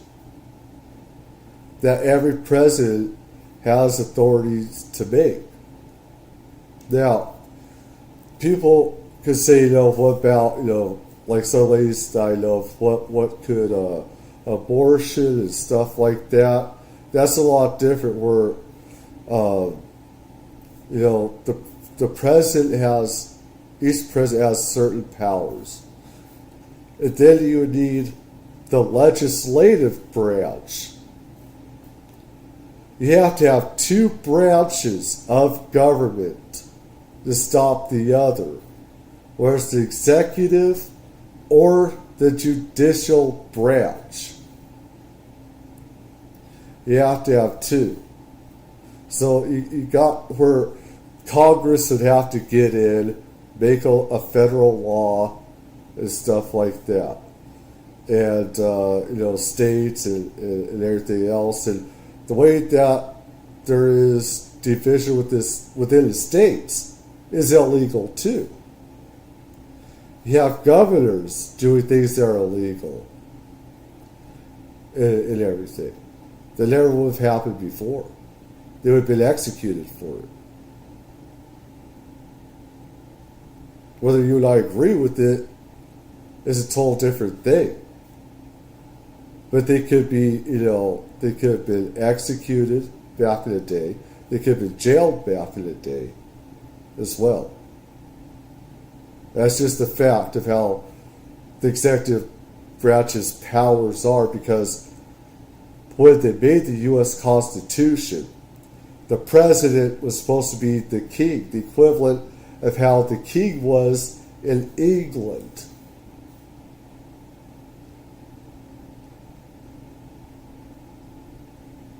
But, and the way to stop that would be through Congress. It wouldn't be the judiciary branch.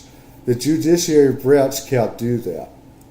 Only Congress, would have to, have the votes to kick the president out, etc. Same with this. It would have to be an act by Congress to stop what the U.S. president is doing. The judiciary branch cannot do that. They cannot even hold in contempt. Not a sitting president. If it's not a sitting president and he's kicked out of office, they could go after him and jail him. That's how the U.S. Constitution works and everything. But let's see. I think I know this mayor. I think I've known him personally. Let's go here.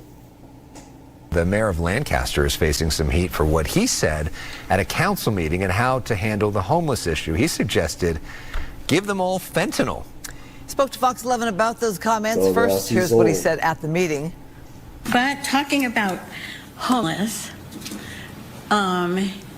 it sounds like you want to kind of enclose all these homeless people in one territory. And what I want to do is give them free fentanyl. I mean, that's what I want to do. Do what? I want to give them free fentanyl. I can't understand what you're saying. You wanted to get them what? Do you see the police? Do you see the sheriff's guy? His face? He was like, he said it. There are things that the police do not agree with judges and people. Oh, son of a bitch is off.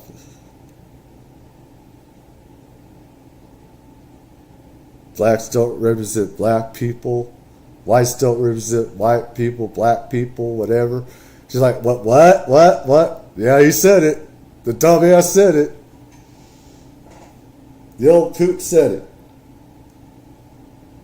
Let's you wanted to get them what? I want to give them all the fentanyl they want. That's what I want. See? His reaction. Mayor Rex Paris also says he believes the people of Lancaster stand by him. And there's a reason why he's been elected 6 times. No, I'm assuming you're talking we don't stand by you dumb piece of shit. Let me tell this dumb piece of shit something. I see people on the streets using fentanyl. You piece of shit. I see people dying of fucking fentanyl. You piece of shit. Your time as mayor has come and gone years ago. People here think you're a fucking joke. You are a fucking piece of shit joke. Your family I babysat for your dumb piece of shit ass. You said you could get away with murder. You said your ugly ass could get away with murder. I remember you, motherfucker. I know some of you politicians. I know some of these politicians personally. And some of them can also have me killed. Let me tell you, politicians, Republican, Democrat, are the most crooked ass motherfuckers that should be swimming with the fishes. They are the mafia. Politicians are the mafia. They are the legal mafia. It's what they are. And where I live, I see people overdosing. I see people walking the streets, going through red lights. I was getting run over from fentanyl.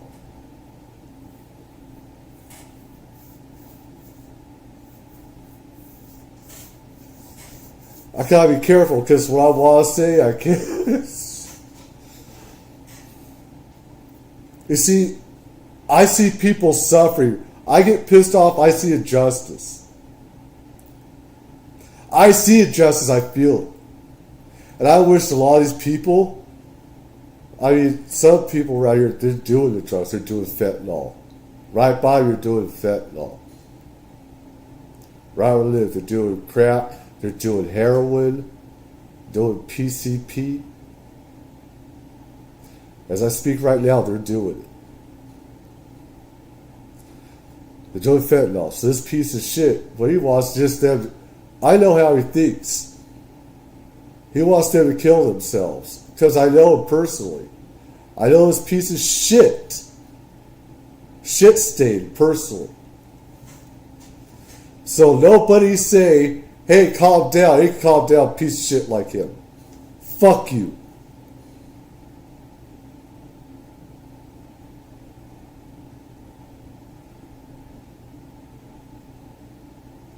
And I get crisis calls. I get crisis calls to this piece of shit. Should be swimming with the fishes.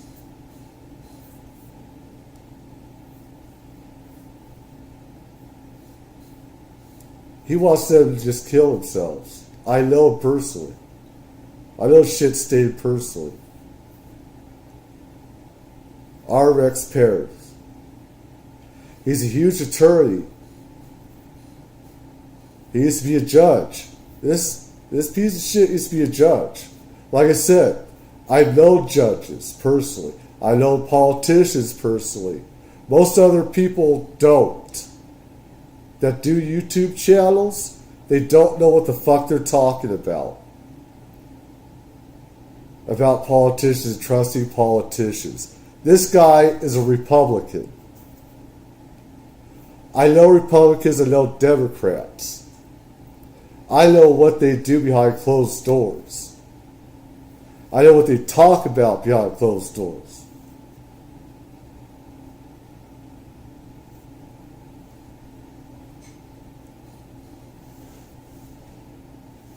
The joke, the sickness is the politicians. Our greatest threat to Americans are politicians. Our so-called politicians supposed to represent us. And I get crisis calls of people that almost died near dead. This piece of shit, he's letting it flow. And everybody, the CIA, what they do.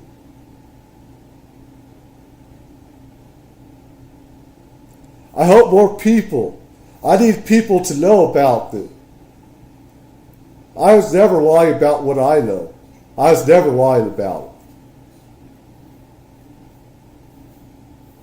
it. Hell, my family babysat. I babysat for this guy.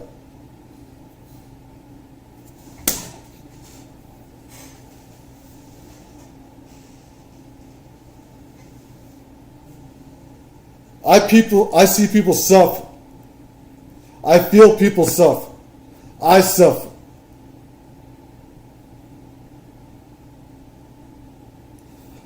I feel it. I see people drugged out. I see people on the streets. It pisses me off.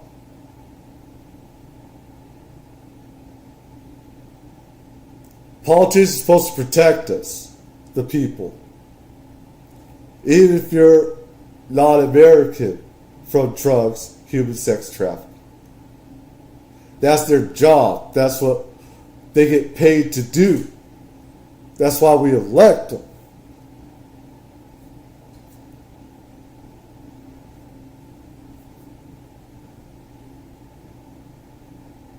And I get papers. People overdose fentanyl. I take a bus. This guy's on fent, crack, heroin, whatever, or just high. I think it's fentanyl. So everyone's doing it. He's going through red lights. He's going through traffic. And if these people, some people are not on drugs, they just go through red lights. And I'm thinking, if they get run over, that's their own dumbass. That's their fault. They ain't gonna care. Some of these people are doped up. They go across the street to get that prank, all shoot up.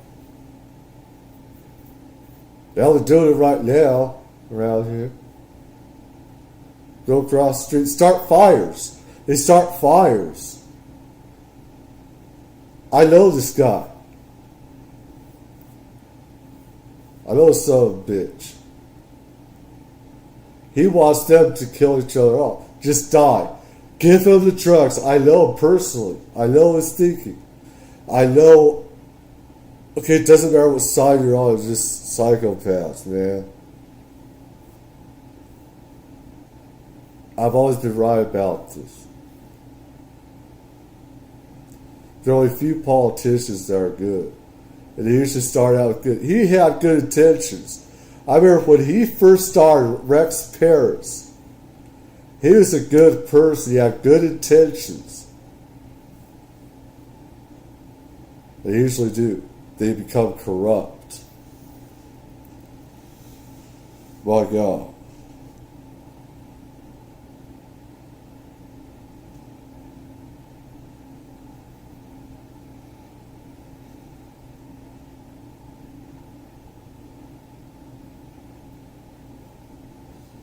And they become corrupt, and they become sick, and then they get drunk with power and stuff. The way that some people see of exterminating the homeless problem, and then I'll just say that this is a fact. I don't care if anyone believes it or not. One way to exterminate the homeless problem is give everyone drugs. Let them die of it. You look at Kensington, Pennsylvania. Some of these places in America, they're giving them drugs so they can just kill themselves. But we're supposed to help each other. We're supposed to get people off drugs. My aunt died from drug use.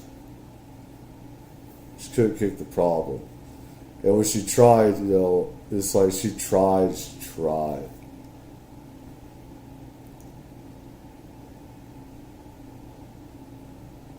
This is their agenda.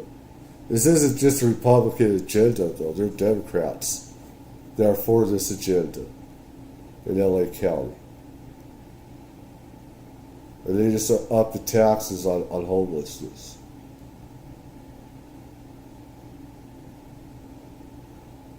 Idiots voted for a tax. And they're just laundering. There's a lot of laundry in California, these states. And none of the money is going to where it's supposed to go because special interests are keeping it for themselves.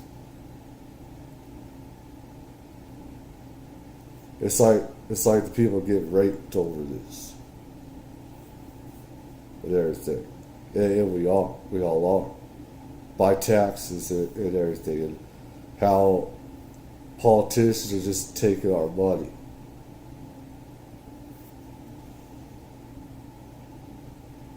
Do I want to hear more? Do I want to, I mean, I don't. We were attempting to move the homeless population to a abandoned golf course and use it as a camping ground. And the people that lived near it were obviously not happy with that. No. During the course of the meeting, I think I did say that. Why would you put out a golf course? I believe you're intentionally trying to piss people off. There's desert. There's nothing but desert. Desert. Okay? Nothing but desert. You can build a place. You did that on purpose, Rex.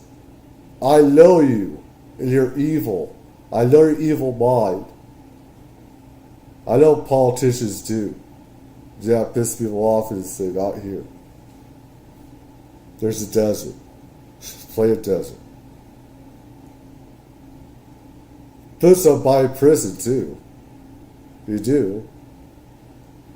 Well, it's something, right? If it were up to me, I'd be giving them fentanyl. But I made it very clear I was talking about the criminal element that were let out of the prisons that have now become 40 to 45% of what's referred to as the homeless population. They are responsible for most of our robberies, most of our rapes, and at least half of our murders.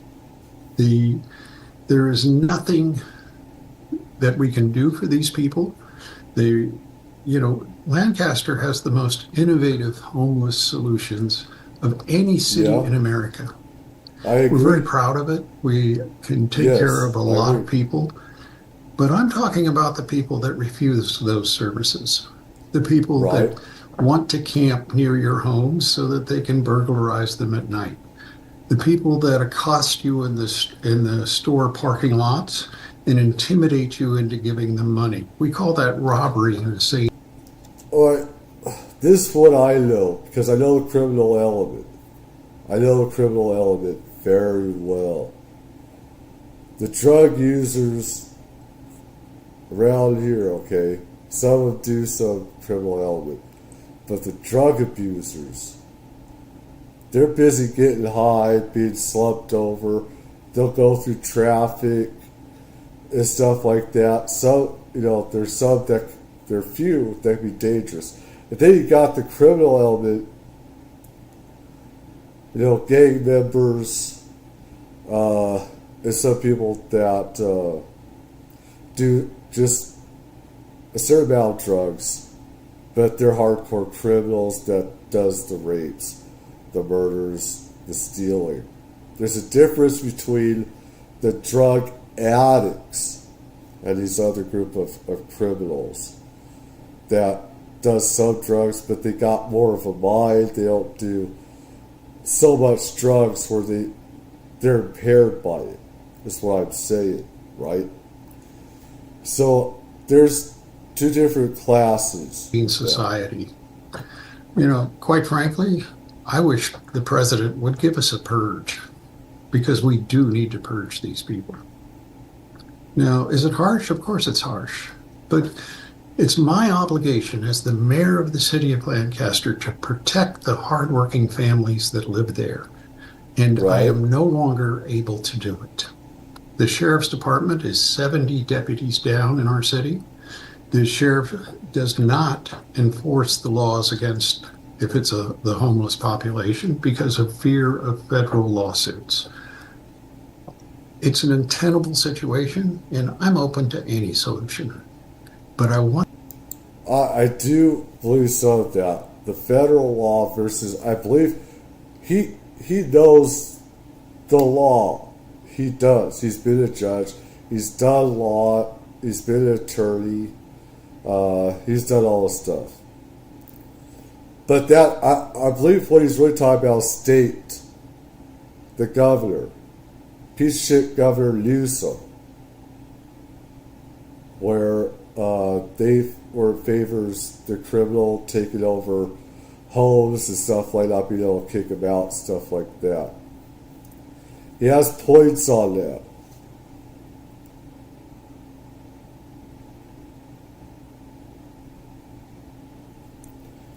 He has points on that. And he's right, Lancaster,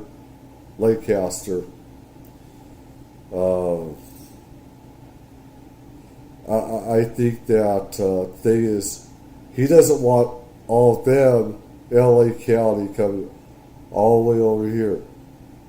But I see that going to be happening. And he's right where it needs to be a purge, but I don't want all the death. People already have their opinion.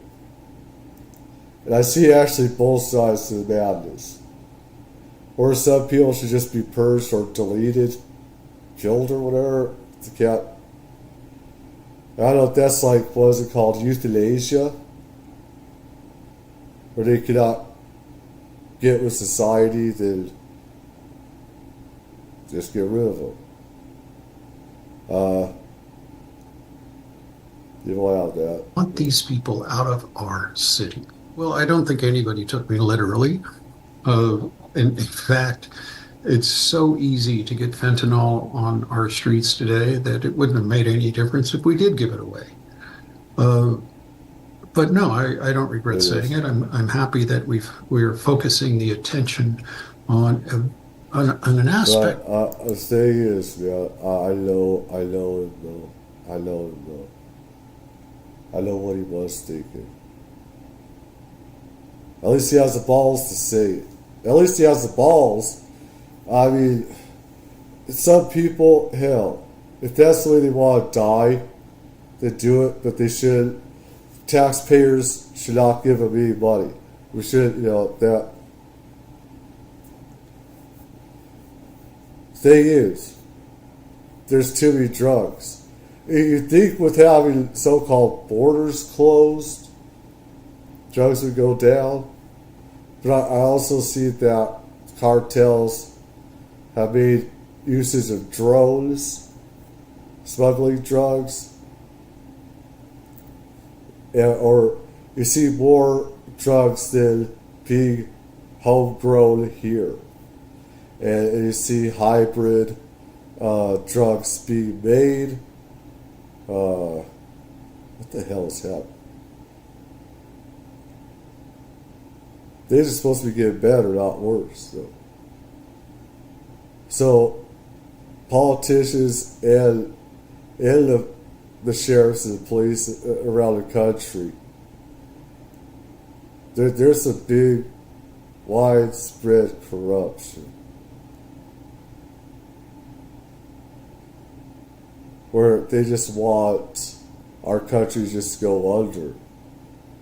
Instead of trying to fix the problems, they're trying to make problems. They're trying to make them worse, exacerbate them. And stuff. At least he's saying it. I'm pissed because I see people suffer. I see things, and I mean, it's like,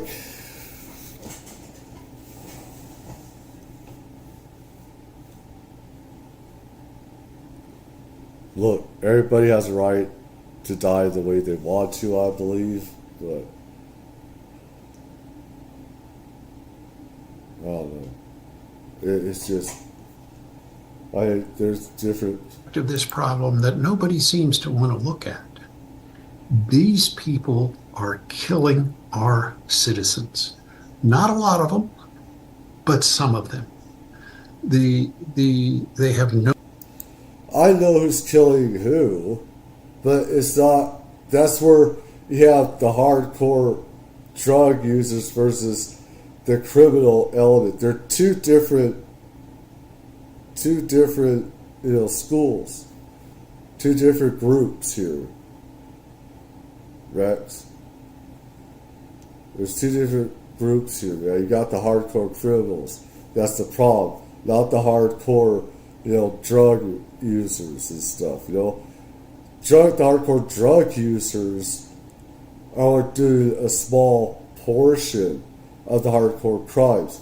The hardcore criminals, the gangs, or some people involved with cartel. There's a problem, right? Those are the people committing the murders, the rapes, all the stealing and stuff like that. Those are ones usually. There's two different groups that are doing this. No respect for law and order. They think nothing of kicking in your back doors at night. And the reason I know that is they kicked in my back door on 2 occasions. And I'm the mayor in a gated community with more than a few security options. It's a problem that is endangering the lives of our citizens, and I think we should treat it that way. I mean, that's why in Lancaster you can get a gun permit in 2 weeks. We have the most advanced homeless. It takes 2 weeks to get a gun. Holy shit, that's bad. That's California. By the time you get a gun, you're dead. Center in America. I mean, it'll accommodate hundreds of people. They can work up to living in an apartment that's better than any apartment I ever lived in when I was going to school. The services there deal with their drug issues, deal with their medical. That's better than any apartment I ever lived. I want to hear this part. With more than a few security options. It's a problem that is endangering the lives of our citizens, and I think we should treat it that way. I mean, that's why in Lancaster you can get a gun permit in 2 weeks. We have the most advanced homeless center in America. I mean, it'll accommodate hundreds of people. They can work up to living in an apartment that's better than any apartment I ever lived in when I was going to school. The services. But that's only for 100 something people. That's in one place. They do have different programs here. They create more programs for hundreds of people. What he's saying is true. There is more of a drug criminal element that comes with the homeless getting these special apartments. He's absolutely right where there is a problem. He's absolutely right. And if you have more higher income people with lower income, there's going to be a problem. There is. I mean, in his defense, he'd be right, actually. No one can fault me on this. You can try to, so-called civil rights people, but I know this. And he's right. There are mental health people, druggies, stuff like that should probably just be out in the middle of nowhere just about.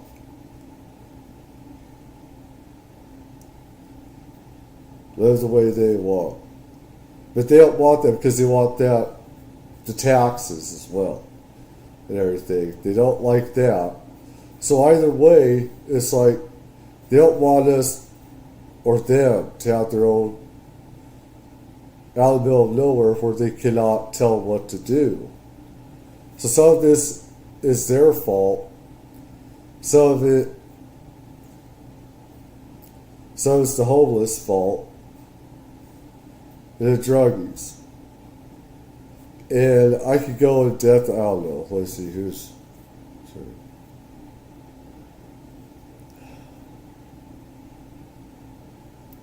A lot of people that are homeless, they want to be homeless. They don't want to be paid rent. They'll be told what to do, and some are incapable. Mentally incapable, they're too strung out on drugs to hold a place. They cannot, make monthly payments. And if they're given the money, they're not. But if they try to have their own commune, they're branded as criminal element, even if they're away from the city. So it's like the way that they have it within some of these city programs is they get people off the street, they put them in these centers. And then after a certain amount of while, 1-2 years depending, 6 months to 2 years at a facility, you can go into an apartment, get Section 8, etc., get your own apartment, work off from there, and everything. The thing is, a lot of those people would rather be homeless. They'd rather have their own commune, but if they have their own commune, and if they're put away someplace away from the public, they're branded as criminals, though, because they're not paying taxes, they're not paying a land lease, a tax or whatever. You put in these facilities, these apartments, at least they're paying food taxes on stuff they buy at the store. And they're more controlled. They're controlled in these facilities.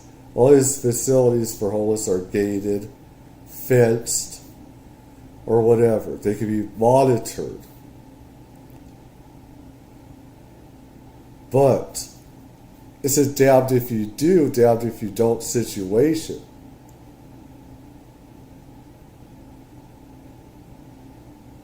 What I would do, I'd be honest, I just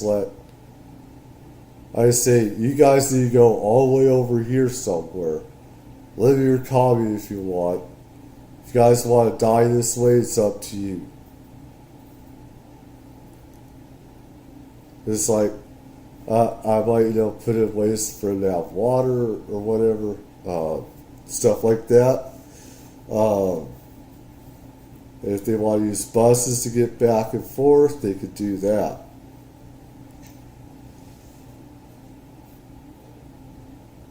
A lot of these people are beyond help. They are. And there's a lot of people that are not beyond help that need help. This stuff. And a lot of these people that are on drugs, they do a lot better if they're in jail. Jail or prison is actually the best place for them. I know some of these people. Even though you can get some drugs in jail and prison, I mean, if the cops don't allow it into these parts, jail or prison is actually their savior. They're getting free food, they're getting lodging, unless you have to worry about fights and murder, you still have to worry about rapes in jail, prison, etc. You do, but that's where drugs, how you can be your savior as well. But deal with their drug issues, deal with their medical issues, deal with their psychological issues. The people I'm talking about are the ones that refuse to go there. Right. Let's quit lumping all of the homeless into one category, because they're not. Right. They're not. There are a significant number of them that are criminals that have no desire to work.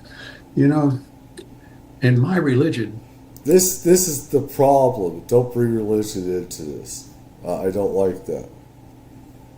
The thing is, as he just said, I just went over already. You're branded a criminal if you don't want to conform to their ways. I say the best thing is, if they want to be homeless, let them be homeless, put them somewhere else. Make them go outside the city.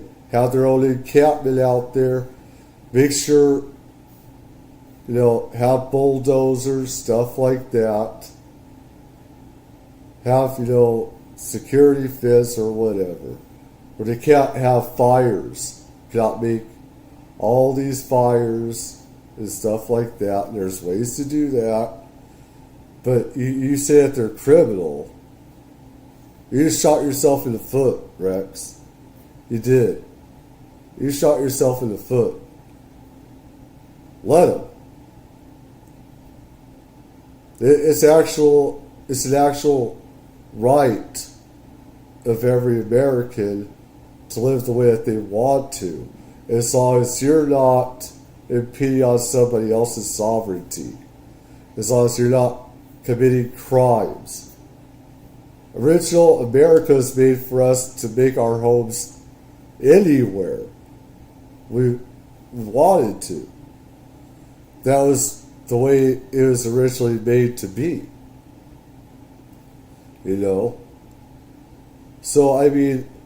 So now you guys shoot yourselves in the foot and say to these people, because I know they're California City, there's a group of people out there that are away from everybody. They have their own commune. They do eat drugs or whatever, but they're away from everybody. But if you give them money or something, you can be jailed, which is totally unconstitutional, by the way. Totally unconstitutional. And those people that help them just give them money is branded a criminal. Thrown in jail, whatever, misdemeanor charges. It's about control. You just want control. And the thing is, let them do what they want in their own commune. Keep it out of the way of normie people, so-called normal people, but they can't, just affect all the others. That's what I would do. It'd be worth it. It'd be worth it. It would. The Lord says, if you don't work, you don't eat. Now, what does that mean when you take it to its logical conclusion? We should not be accommodating people who simply don't want to work. I think that my constituents in Lancaster know exactly what I mean and know exactly that I am unwilling to accommodate criminals. And that's why they have reelected me 6 times. The only reason why they reelected you 6 times is because nobody cares to. Nobody really cares about Lancaster as much. They don't. They don't like this place. They don't want to represent Lancaster. They hate it. It's a nowhere situation. It's not because you're good. It's not because they agree with you. A lot of them don't like you, dude. You used to be different. You didn't used to be like this, but there's some things that have never changed about you. The whole family would say that. So I would. Some stuff I do agree with you. Some things it pisses me off.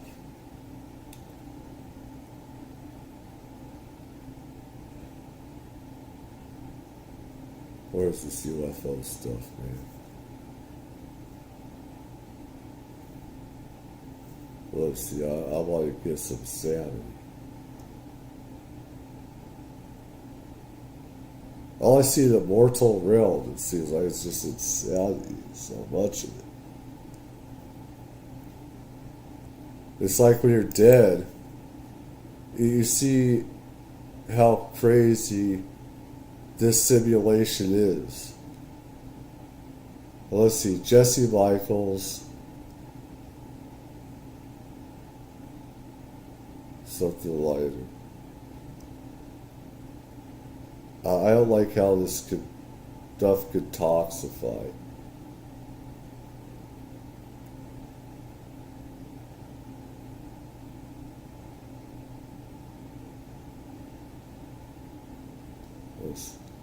Okay, Jesse Michaels, Henry Kissinger, and UFO secrecy. Get him a shout out. I've reacted to this fair use. I give you my own experiences, paranormal UFOs, and with this as well, as with everything else. Tell me what you think. Leave a like, whatever. I'm not doing this just for myself. I actually want to engage people. A meaningful part in bringing about the death of over 100,000 people and the injury of a comparable number. You don't think of that with ease. I need to go back. I'm half deaf, so. I think when you play a meaningful part in bringing about the death of over 100,000 people and the injury of a comparable number, you don't think of that with ease. The whole point of the doomsday machine is lost. If you keep it a secret, why didn't you tell That's a good movie. I love you, baby. I love you. I miss you so much. I miss you, bro. Jeez, where the fuck have you been, dude? I love you, dude. You're insane and I love you. I just love you. On the 19th of May, 1953, something extraordinary happened in the Nevada desert. A new kind of nuclear bomb, codenamed Harry, was detonated at the Nevada test site. It unleashed 32 kilotons of energy, twice the power dropped on Hiroshima. The military at the time was running Operation Upshot Knothole, a series of nuclear tests to study how the blasts affected homes, buildings, and infrastructure.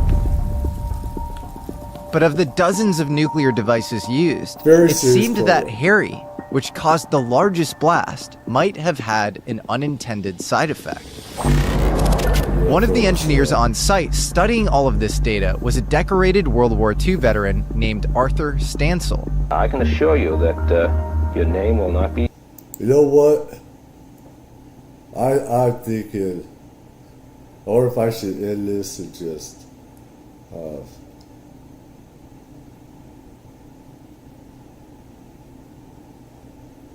start a new one with just start with. Used. The man had been working as a consultant on blast effects of atom bombs when he was suddenly ordered to report for a new mission. Along with 15 other specialists, he was ordered to leave his belongings behind. He was flown to Phoenix and transported on a bus with blacked out windows to a classified location near Kingman, Arizona. They were told a secret test vehicle had crashed. His job was to determine its impact velocity. I accepted it was probably some... This is stuff I used to study way back, when I was younger and everything. It's crazy how these kids have these programs on now, stuff that I've done. I was told to shut up about this. I should have done this 20 years ago with these videos. I should have. I'd be up to where these people are. United States government vehicle, a highly classified vehicle. In fact, we were told that that's what it was. Under the floodlights, he saw the most exotic craft he had ever seen.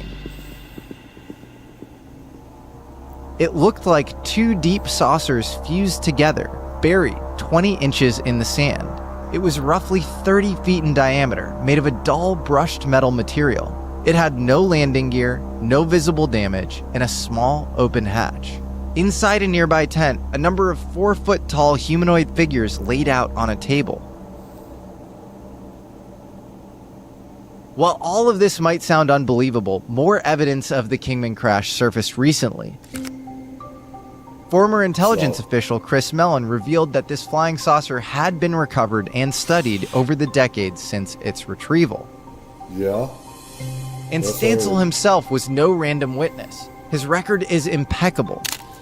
He earned 3 Purple Hearts, a Bronze Star, and after the war began, he sustained a career in physics and engineering at Wright-Patterson Air Force Base. And a declassified report from Operation Upshot Knothole confirms Stansel was on site for the nuclear testing there. Beautiful movie. But it's the name mentioned alongside Stancil's, the head of the Special Studies Department at Wright-Patterson, who is much more of a mystery. Dr. Eric Wang. Unlike Stancil, Wang left almost no trace in public records. Despite having his name endow a civil engineering research facility at the University of New Mexico, any other details about what else he might have been doing in his super secretive career are non-existent. Attempts. That's because they don't want him traced to what he did. When stuff is so secret, they erase their history. They'll make up even a fake name sometimes as well, just to throw people off of, the trail of evidence off. To verify his background lead to nothing. No biographical details, no employment records, no published research. It was as if he had been erased from the records. That's what. The mystery of Dr. Wang was picked up in the 1980s by UFO researcher William Steinman. After months of searching, he finally found a clue. An obituary in an old issue of a mechanical engineering magazine. It turned out that Dr. Eric H. Wang, born in 1906, had originally come from Vienna. In fact, he had graduated from Vienna Technical Institute, and there are suggestions that he was a contemporary of Victor Schauberger, the man rumored to have developed a revolutionary propulsion system, perhaps even conceptual flying saucers for the Nazis. Steinman discovered that Wang immigrated to the US before World. That's one reason why the Nazis were not able to perfect a nuclear weapon. The Nazis did make a dirty bomb. They made a dirty nuclear weapon. But they were focused on wonder weapons and stuff. Those are jet and extraterrestrial craft to use against the Allies. And Hitler and some of them were so focused on those wonder weapons that it cost the war because of that. And not, putting it into nuclear weapons, making perfect nuclear weapon. They did make a nuclear weapon, they did. They had one go off, at least one, if not a few. World War II, lectured at the University of Cincinnati, and eventually became head of the Department of Special Studies at Wright-Patterson. In 1956, Wang's department was relocated to New Mexico, to the Sandia Laboratories complex at Kirtland Air Force Base. Steinman hit another dead end, and despite being warned off this trail, he took a different approach. He tracked down Dr. Wang's widow, Maria, and that's when things took a turn. Maria Wang confirmed that her late husband had worked on classified projects at Wright-Patterson, projects that involved technology not of this world. She went even further, claiming that before his death, Eric had confided in her that the U.S. government was studying recovered I was right. Before his death. If you want to erase evidence, like that you kill the person. Kill a person. Or was he killed for radioactivity? I just about think that he was killed. He's around all this, these different parts of the secret programs. He was right in it, more so than the others were. Too much into it. He knew too much. A lot more extraterrestrial craft. Right. But it was Maria's next revelation that was truly shocking. She said that her husband had reported directly to Henry Kissinger. Thank you. Nice to see you all. Not only that, but that Kissinger was deeply involved in the flying saucer program, that Kissinger had overseen much of her late husband's work, and that he had even visited their home on occasion. Yes, Henry Kissinger, the same Kissinger that's one of the most influential and controversial figures in the 20th century. We believe that peace is at hand. National Security Advisor and Secretary of State under Presidents Nixon and Ford, the Harvard academic, nuclear strategist, the man who won a Nobel Peace Prize for negotiating the end of the Vietnam War, but who is also considered by many a war criminal. That Henry Kissinger. But if Maria Wang's claim was true, and Kissinger had worked with her husband before he died in 1960, that would have placed Kissinger at the center of the most secretive program in history before he had even entered public office. That is a huge claim. It's crazy how Kissinger just magically ballooned up in power from nowhere, coming from like nowhere to being all these different presidential administrations, influence and stuff like that. Is it possible that Henry Kissinger could have been overseeing the legacy UFO program? There is no country in the world where it is conceivable that a man of my origins could be standing here next to the President of the United States. To understand that question, to investigate that claim, we need to take a... I hate how Nixon was. We're so close to making that win in Vietnam. We're so fucking close. Then he got found out and stuff. And a few steps back. Because Kissinger's rise to power and possible involvement in UFOs didn't just come through academia. It started in Germany at the end of the war in Army intelligence. Different parts of the brain have different activities. You know that, don't you? Story. For example, this brings transparency. Alright. Again, Jesse Michaels, give a shout out, leave a like, leave a comment for him. Hopefully for me as well, because I've taken a lot of time for this as well. Tell me what you think as well. I shouldn't be doing this without people not coming in and chatting. But parts of the brain have different activities. You know that, don't you? Maybe you should interview me.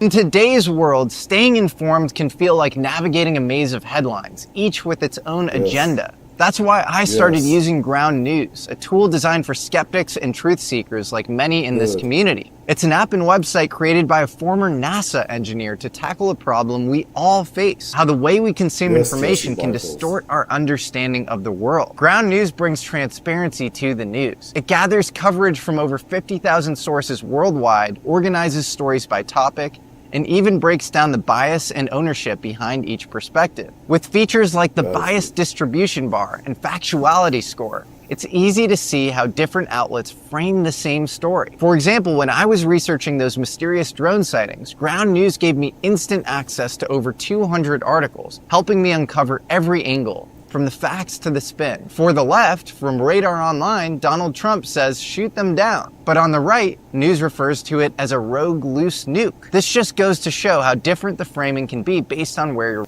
Isn't that crazy? Isn't that crazy? It shows different... That is impressive. Reading it. So if you're tired of echo chambers and one-sided narratives, Ground News is your ultimate tool for staying informed and making better decisions. You can even follow your favorite topics and compare coverage to find the most credible sources. And for a limited time, you can get the same plan I use every day for nearly half the price. Just go to ground.news/Jesse Michaels or scan this QR code to save 40% off unlimited access to their Vantage plan, or gift it to someone. All right, that's just about enough. You're overshadowing me. You look.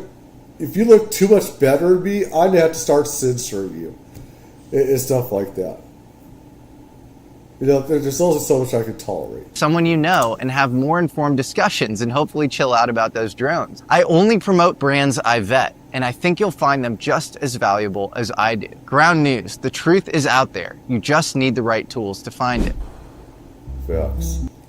All right, but before we get into Kissinger, I need to take a leak. I really do.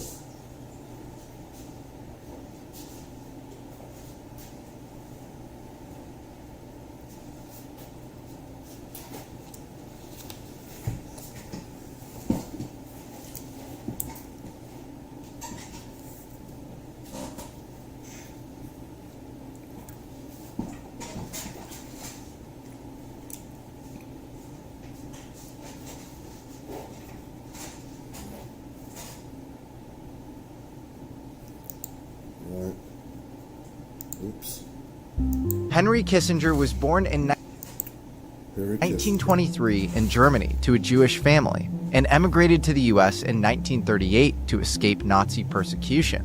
A gifted student, he was drafted into the U.S. Army during World War II, where he fought in major battles, witnessed the liberation of a concentration camp, and was recruited into the Counterintelligence Corps, or CIC. The CIC, essentially the Army's FBI, played a key role in post-war Europe, securing Nazi technology, hunting war criminals, and safeguarding military secrets. It was deeply embedded in classified operations, including those connected to the Manhattan Project. It's also frequently mentioned in accounts of the Roswell crash and Majestic 12 leaks. Kissinger was assigned to denazification efforts in occupied Germany. His ability to communicate with locals and manage post-war chaos earned him a reputation for confidence and diplomacy. At just 22, he was entrusted with overseeing the entire town of Bensheim, a role which I believe he knew German too. The stuff is some different languages, which you need to. That gets you places in intelligence right away. If you knew different languages during World War II, you're granted a lot of, high-level different clearances right off the bat that normal soldiers would not get in any way. With the, I think it was the Navajo, wasn't it? With the code breaking and stuff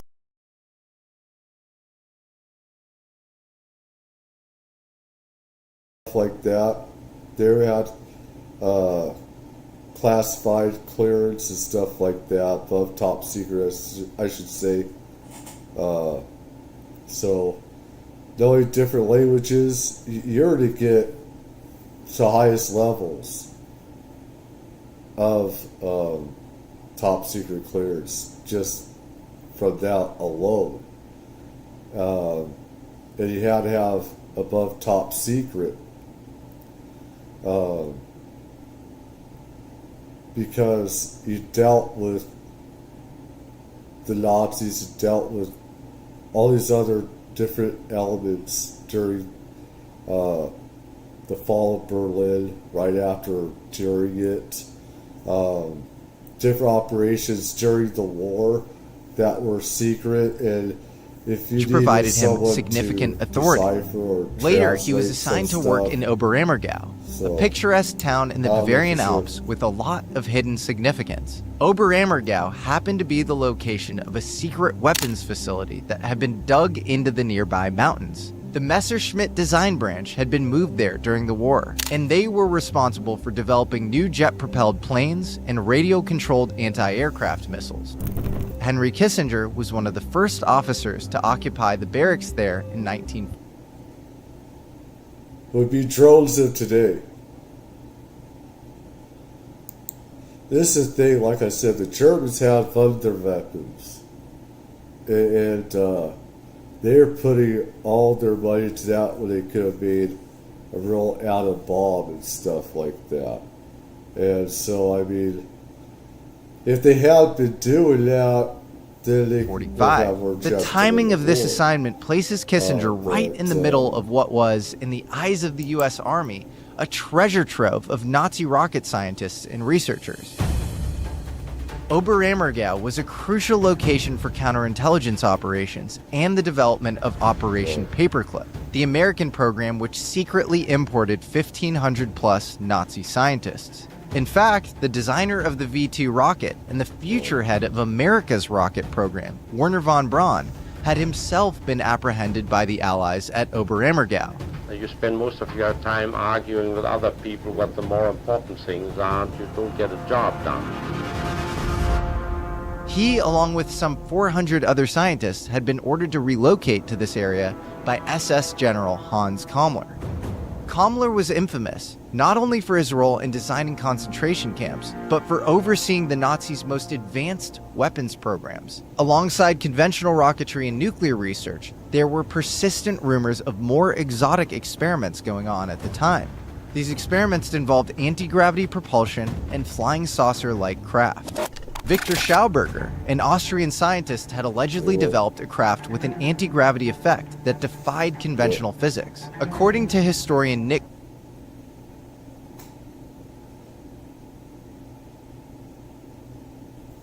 I have seen some videos of Nazis using these UFOs and stuff like that. There are videos of them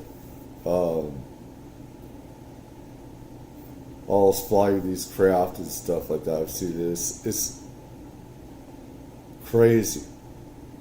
It is crazy how far along they were and how they could have won the war if they would have stuck to a nuclear bomb. But that they wanted everything together. And it's a good thing they didn't. It's a good thing they didn't. Cook's great book, The Hunt for Zero Point, CIC agents interrogated Schauberger for 9 months, fully aware of his most classified work. They reportedly considered his discoveries more.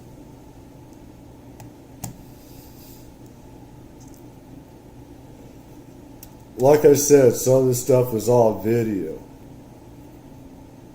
Some of the stuff was on video as well. And people were talking, thunder weapons, technology, stuff like that the Germans had, and everything. That the Japanese didn't care as much to do. They had their own stuff and everything, but the Germans. More important than Nazi nuclear research itself. The technology they secured, Cook suggests, had characteristics of a UFO, a craft that seemingly defied the laws of physics. That's right, yeah.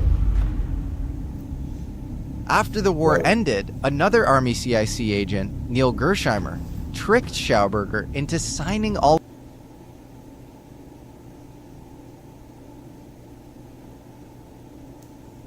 I really wish to God I would have done stuff of his work over to the United States. The intellectual property around these exotic propulsion principles would end up at Brookhaven National Labs in Long Island. So this would infer that CIC agents of the same organization as Kissinger, in the same field of operations, had already gathered the intelligence to understand the secret program.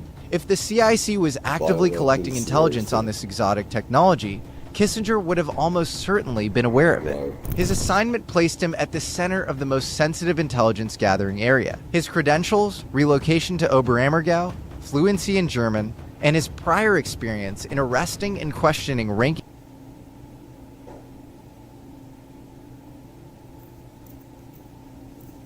There is a plot hole with Mr. Wong that you can make movies Nazis about in Bensheim. All of this would lead any reasonable person to believe that Kissinger was at least peripherally involved in managing the transition of these Nazi scientists and their secrets into U.S. custody. Whether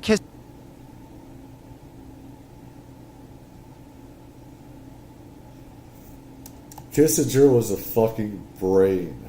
He was a walking brain, is what he was. People have no idea how much of it, but this is why even the Muslim countries even respect him. He's just fucking that smart. He's that much of an intellectual. He knew how he could bring compromise. He could bring compromise with the Arab countries and stuff like that. People thought because he was Jewish that the Arab League countries would not, Muslim or religious stuff like that. But he had a way, his intelligence. He knew how to get people, just taught to get people together, compromise and everything. And that's what made even enemies respected Henry Kissinger. Kissinger knew about experimental propulsion or otherworldly technology remains speculative, but there is a distinct possibility that he could have been trusted with interrogating, translating, and negotiating these secrets with Nazi scientists as part of their passage to freedom in the United States. All of this at least places Kissinger at the crime scene, so to speak.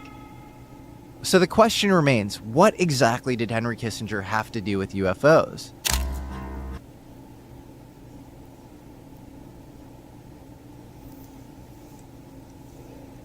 I mean, the big question also Which she's about to answer. I come off the wrong time. Henry Kissinger enrolled at Harvard in 1947, balancing the life of a dedicated student with his ongoing ties to the counterintelligence corps. While his peers saw him as a reclusive bookworm, he remained close with his Army colleagues and maintained an interest in intelligence operations. He graduated in 1950 as the Cold War intensified. The Korean War was underway. The Soviets had tested their first atomic bomb, and China had fallen to communism. Harvard played a prominent role in the commingling of the state intelligence community and academia. James Conant, Harvard's president from 1933 to 1955, was a key figure in the Manhattan Project, managing the delicate balance between scientists and the military. A close ally of Oppenheimer's and Vannevar Bush's, he played a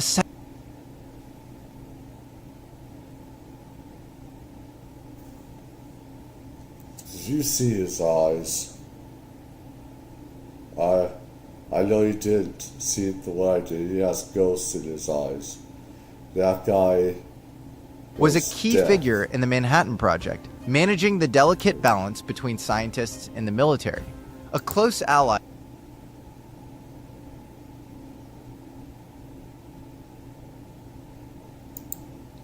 His. Do you see what I see in his face? Can you see inside him? Because I can. I can see him. I can see inside of him. Death is in his eyes. There are ghosts in him. There are so many. There's like millions of ghosts in him. He knows. It's like he has that. Like, I know things you don't know. It looks like he's haunted. It looks like he's haunted. There's things that are haunting him. Of Oppenheimer's and Vannevar Bush's, he played a central role in shaping America's atomic age, advising the Atomic Energy Commission and the Joint Research Development Board. Conant was second only to Oppenheimer as an advisor to the government on military and civilian applications of nuclear technology. He was a staunch Cold Warrior, setting Harvard's tone as an anti-communist stronghold. Another connection to the hidden UFO history was Harvard's top astronomer, Dr. Donald Menzel. A leading UFO debunker in the 1950s, he insisted that all sightings had natural explanations. But was he hiding?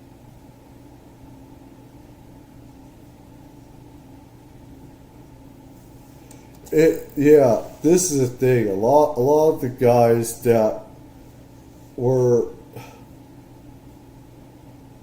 paid to debunk UFOs were trying to debunk it by the government. They were paid by the government to debunk it. That knew about the truth.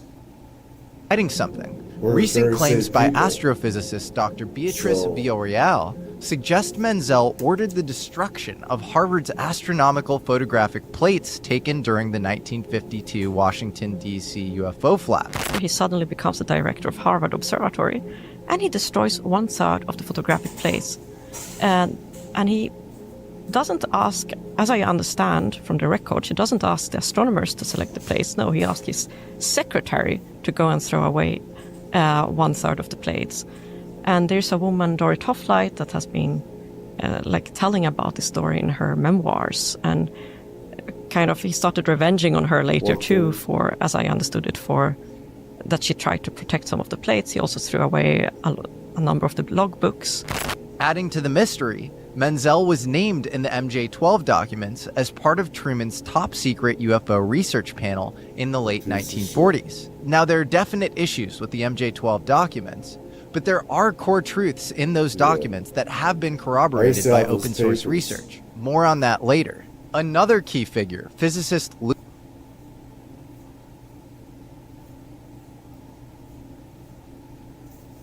I used to have Louis Branscombe earned his PhD from Harvard in 1949 and played a crucial role in the 1960s Condon Committee, which dismissed UFOs as scientifically insignificant.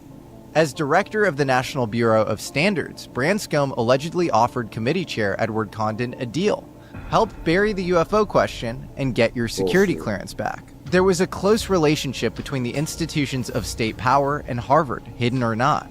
For Harvard and Kissinger, serving the Cold War machine, whether through the Department of Defense or the CIA, was a patriotic duty. How might this have affected the hidden history? Well,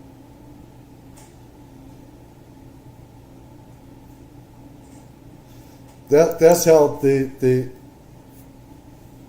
kept these secrets secret, was by the brainwashing of the military-industrial complex, and how this is your quote-unquote patriotic duty for these things, to keep them secret, and so the enemy wouldn't know all this BS and everything like that. When the enemy knows about all our stuff, and we have to a certain extent, more so now, and they like to hide behind these walls and use these phrases: our patriotic duties for the country. Well, potentially, any crash security, retrievals or yes, advanced and physics everything would have been else. tightly controlled under Cold War priorities. Secrecy was not just about preventing public panic. It was also about staying ahead in an existential battle with the Soviet Union. And while the Cold War never erupted into direct global conflict, it was still a war. Millions died in its proxy battles. For those shaping policy, it was just as existential as the fight against Nazis. Only now with the added threat of weapons capable of ending civilization itself. For Kissinger, the apocalyptic stakes of the Cold War shaped his early career. Neil Ferguson's great biography highlights his deep interest in psychological warfare, the art of using propaganda, disinformation, and psyops to manipulate adversaries and allies alike. In the 1950s, this meant undermining the Soviets without direct confrontation. Kissinger didn't just theorize, he put these theories into practice. He authored reports on psychological warfare, and with his mentor, William Elliott, launched a series of international seminars at Harvard. These gatherings, backed by the intelligence community, aimed to cultivate foreign intellectuals as allies of American influence. At the same time, Kissinger maintained direct ties to the CIA, including contact with its chief, Allen Dulles. So his transition from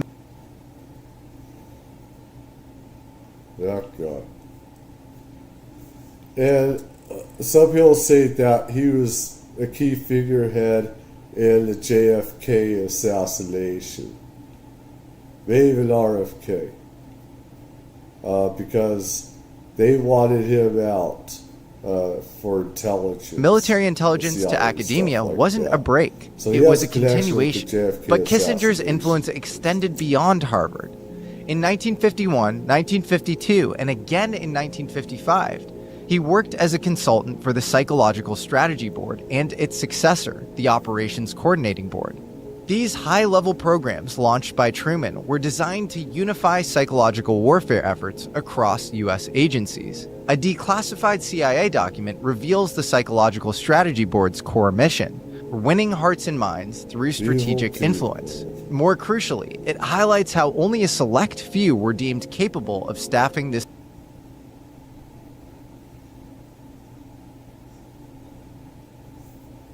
But the Russians were doing it too, so we had to make this as well, psyops and everything. So, I mean, the wording in this is a lot different than what we use, like America Free Radio, American Free Radio and stuff like that, broadcast in different countries. Inside Russia, American Free Radio, blast stuff into Russia, stuff like that. And each side would have This new psychological warfare oversight body, whether they were pulled from existing agencies or recruited from outside the government. Kissinger, it seems, was one of them. The Psychological Strategy Board, or PSB, also has strong connections to the hidden history of UFOs. Philip J. Corso was a member, another CIC agent who went into government. He was on the staff of Eisenhower's National Security Council and eventually became the chief of the Pentagon's Foreign Technology Desk in Army Research and Development. Corso went on to claim in his book, The Day After Roswell, that alien tech had been recovered and reverse engineered from crash retrieval UFO technology. Another PSB figure, Douglas Jackson, was special assistant to the president under Eisenhower. He served as liaison between the CIA and the Pentagon. By 1960, Jackson had moved into publishing, becoming head of Life magazine. After Kennedy was assassinated, Life acquired the Zapruder film, the clearest footage of the assassination. But instead of releasing it in full, they only published black and white stills with certain key frames missing. The moving footage was withheld for over a decade. Jackson himself died not long after, but his past intelligence ties raised serious questions about how the assassination was managed in the media. These examples show how the Psychological Strategy Board's influence could extend beyond psychological warfare into shaping public perception of major historical events. And in Corso's case, how he went from the Army's CIC to a national security position in government to knowledge of the UFO program. The PSB had no shortage of interesting figures, but it just goes to show how connected psychological warfare was to the hidden history of UFOs. This is best shown in a series of declassified CIA documents from 1952. One memo, involving CIA Director Walter B. Smith, highlights the national security risk posed by flying saucers, not just as unknown aerial threats, but as tools that could be exploited by the Soviets to spread hysteria or disrupt air defense systems. The memo states, the flying saucer situation contains two elements of danger which, in a situation of international tension, have national security implications. These are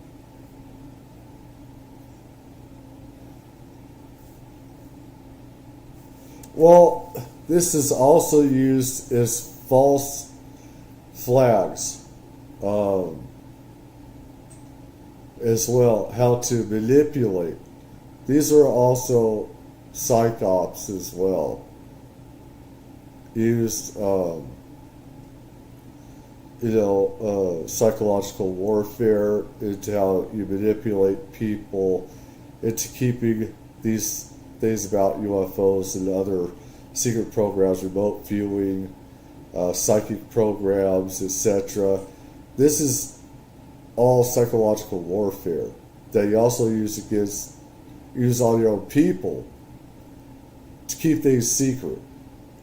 So this goes both ways. There's different ways that they use this against the enemy and on your own people, as well to manipulate them, psychological and air vulnerability. And that's how they did it. Another document, this time from Smith to the director of the Psychological Strategy Board, notes that over 1,500 UFO reports had been logged.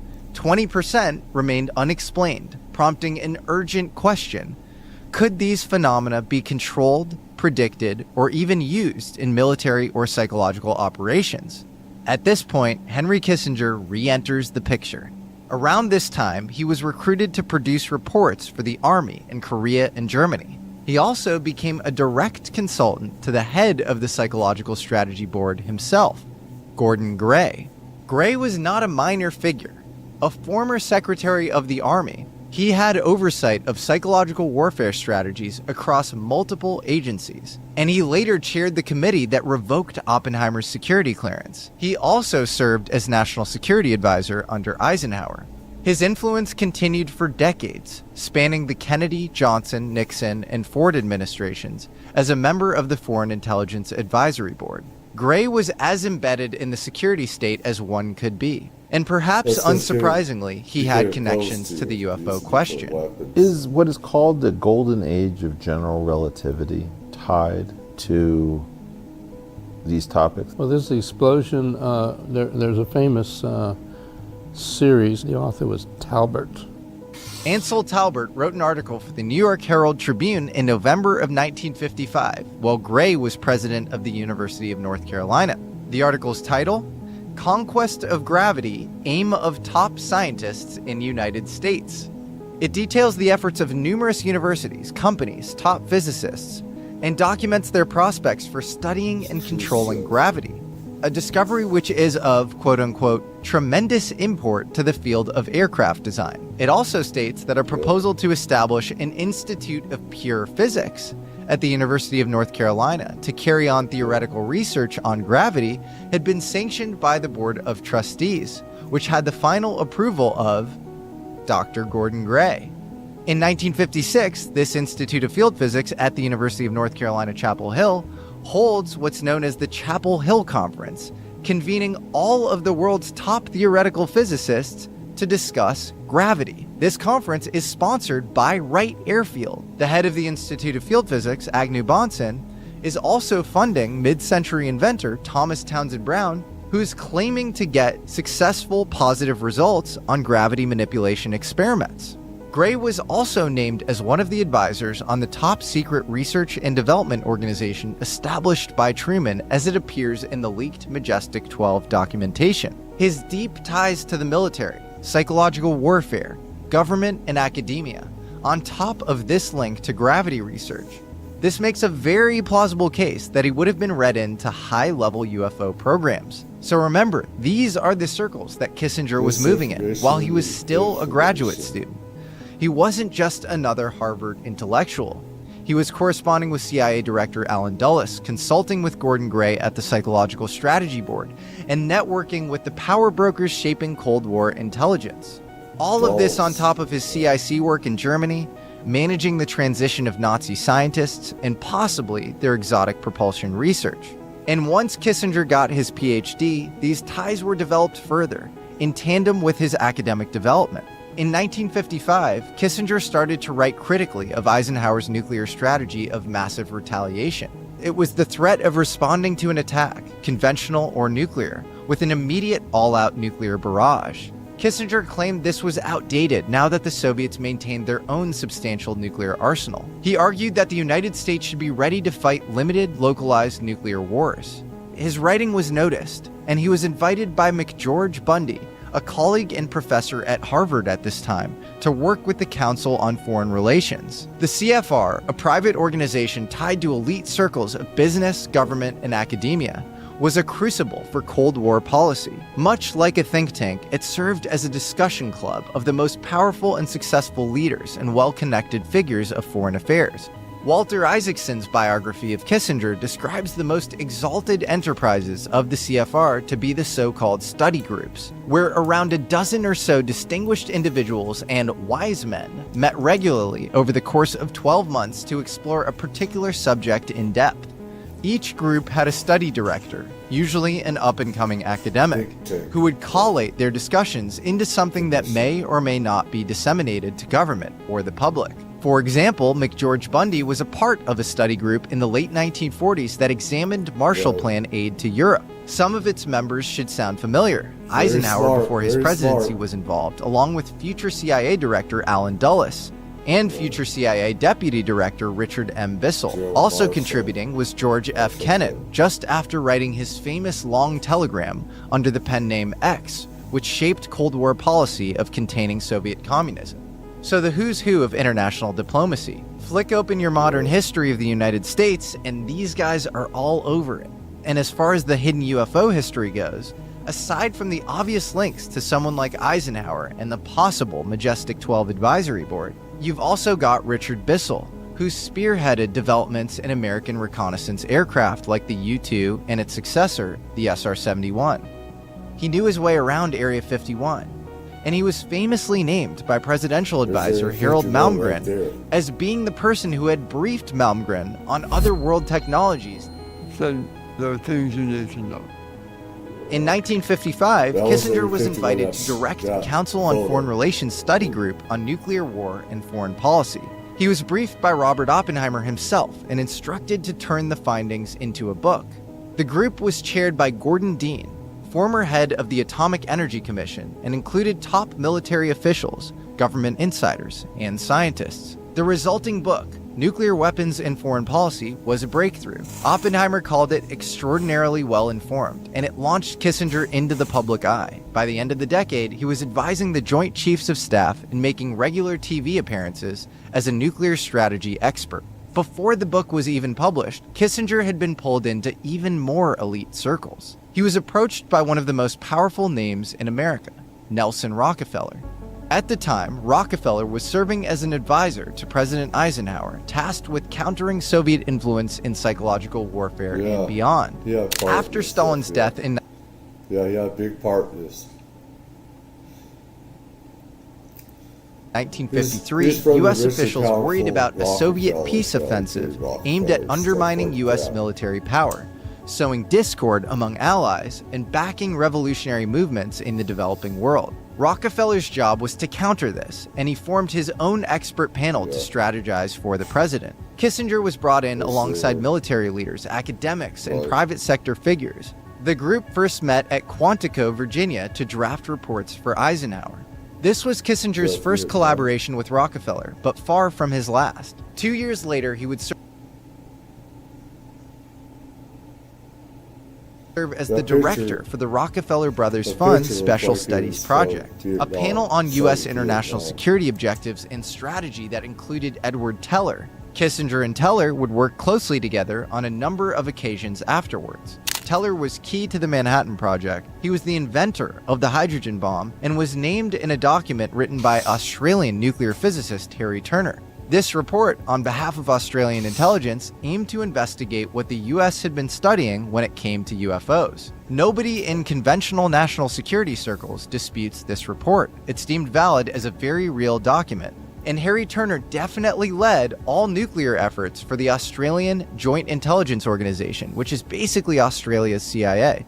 Turner stated that Edward Teller was working with others on the objective to control gravity. So we have yet another close associate of Kissinger being implicated in the hidden history of science and perhaps tech behind UFOs. By the late 1950s, Kissinger was a tenured Harvard professor, a trusted advisor to the military and government, and a rising public intellectual. But his official ascent leaves room for this hidden history to press against it. Just recall Maria Wing's claim that her husband had worked directly under Kissinger, who was in some capacity involved in the UFO program by this time. This is tangential, but there is at least one document I was able to find that connects Kissinger to the world of crash retrievals. Hey guys, I want to tell you about my new favorite piece of apparel. These are called the Perfect Jeans. They're literally the perfect jeans. I used to wear jeans all the time, and they're kind of rough and not super stretchy or breathable. These are extremely comfortable. They work in casual environments. They work in work settings. They come in 6 different sizes from 26 inches to 50 inches, and they're all around just amazing. For a limited time, our listeners get 15% off your first order, plus free shipping at theperfectjean.nyc. Again, that's theperfectjean.nyc, or just Google The Perfect Jean. Use code Jesse15 for that 15% off. Again, that's code Jesse15. That's 15% off for new customers at theperfectjean.nyc. After purchase, they'll ask where you heard about them. Please support our show and tell them that we sent you. Fuck your khakis, get the perfect jean.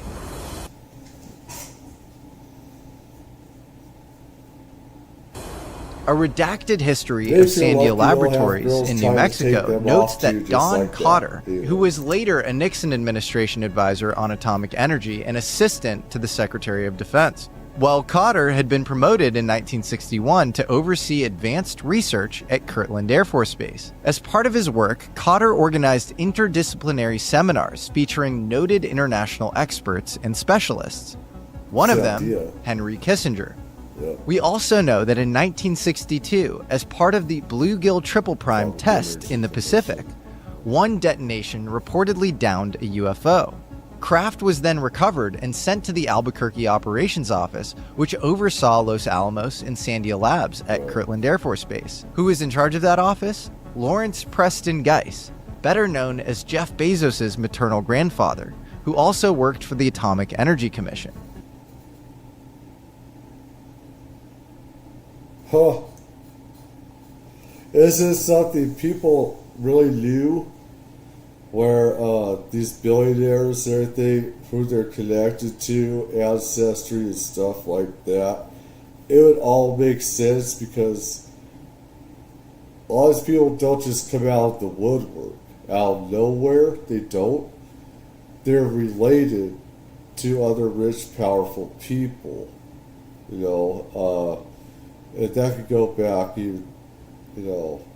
thousands of, or Harold hundreds of Malmgren years was presidential later. advisor for JFK at the Yeah, time, for and he was in charge of White House efforts around this bluegill triple prime test. And in the Navy deck logs of the ships associated with the bluegill triple prime test, you can see that anomalous debris came out of the plume of this blast and was recovered. The anomalous debris was then sent to New Mexico to be taken charge of by Lawrence Preston Geiss. So given that Harold Malmgren was in charge of the nuclear test for the White House, he decided to scope things out with Lawrence Preston Geiss. According to Malmgren, Geiss was directly involved in reverse engineering recovered craft in this exact period. So Malmgren went to go meet Geiss in New Mexico. And according to Malmgren's tweets, Geiss was directly involved in reverse engineering recovered craft in this exact period. So another UFO crash retrieval is tied to Sandia Labs, where Dr. Wang worked and where Kissinger is connected. But the questions still exist. Was Kissinger aware of any active UFO programs? Was he actively managing them? At this point, discussing whether Kissinger was involved in a UFO program inevitably leads us to the leaked documents that have pointed to the existence of the Majestic 12. Now, I know some of you might already have strong opinions about the MJ-12 docs, but I just want to remind viewers that it's not just one thing. It's a collection of over 3,000 pages from different eras leaked over decades. Yes, some of these could be forgeries. Some of these...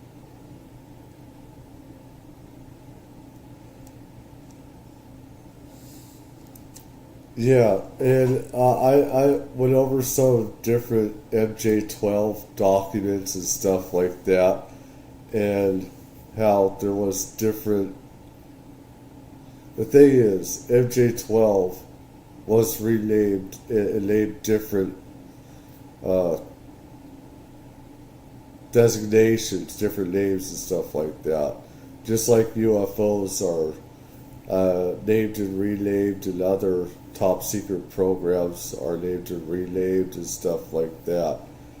Same as with MJ-12. These could be purposeful misinformation, part of a limited hangout strategy, but that doesn't make the whole thing invalid. If we can sift through the evidence, you can find some really significant details, and other details that are corroborated by open source research.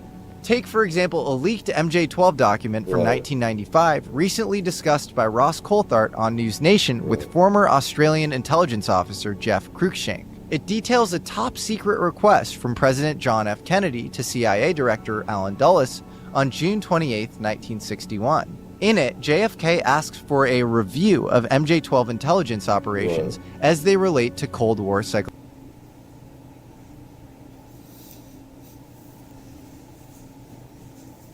And that guy else made me fall asleep because it's too slow on the stuff and everything. And he said that it didn't give out much with the JFK assassination and UFOs and secrecy.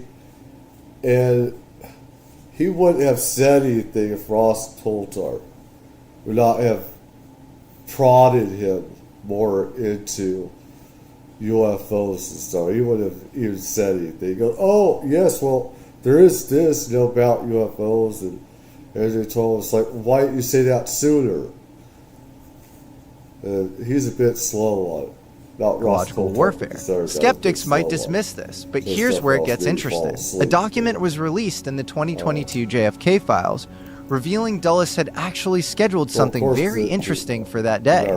Something completely unknown to the public. Dulles.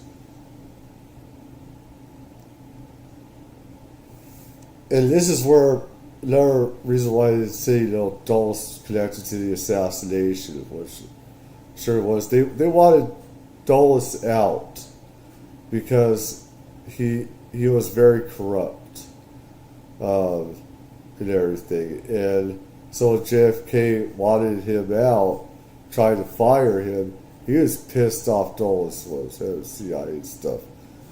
And he did like in 1995. The document showed 2 meetings between Dulles and JFK on June 28, 1961.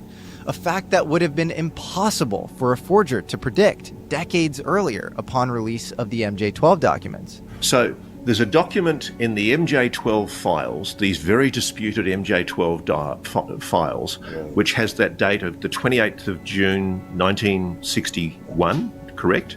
Yep, that's correct. And that's the date of a meeting between the CIA director, Alan Dulles, and President John F. Kennedy. Because of that. Twice. Now, nobody knew about that meeting until that diary was declassified in 2022. That's correct. This isn't the only MJ12 document with verifiable details. Right. Others contain obscure, hard-to-fake markings and marginalia that experts have analyzed as authentic. This is similar to the Bob Lazar story, which I have reported on ad nauseum. If it weren't for Bob Lazar, we might still not know that Area 51 exists. But there are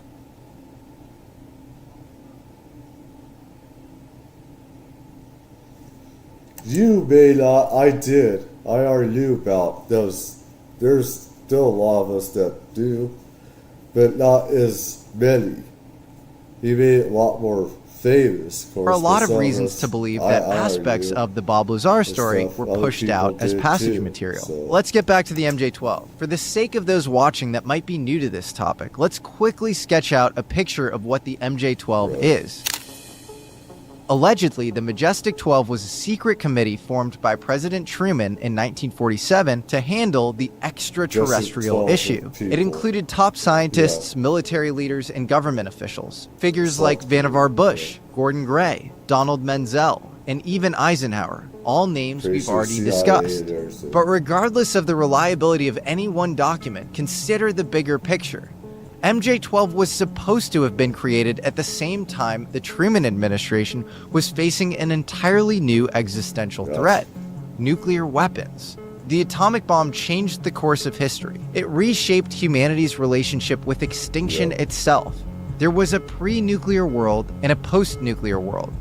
So how did the government respond? By forming classified interdisciplinary groups to study the issue, advise the military and government, and develop strategies for managing the risks of this new era. Okay, that seems pretty logical. Now, if anything truly extraordinary happened at, say,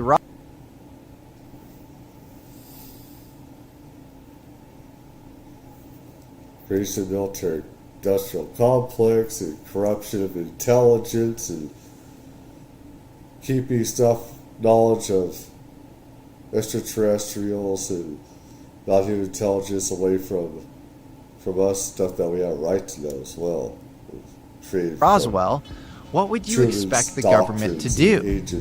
Well, you'd probably expect them to establish a classified interdisciplinary team to research the phenomenon, its implications, learn what they could about any strategic advantages, and decide what, if anything, the public should know about the topic. Whether or not it was called MJ12, the idea that a structured oversight body existed is entirely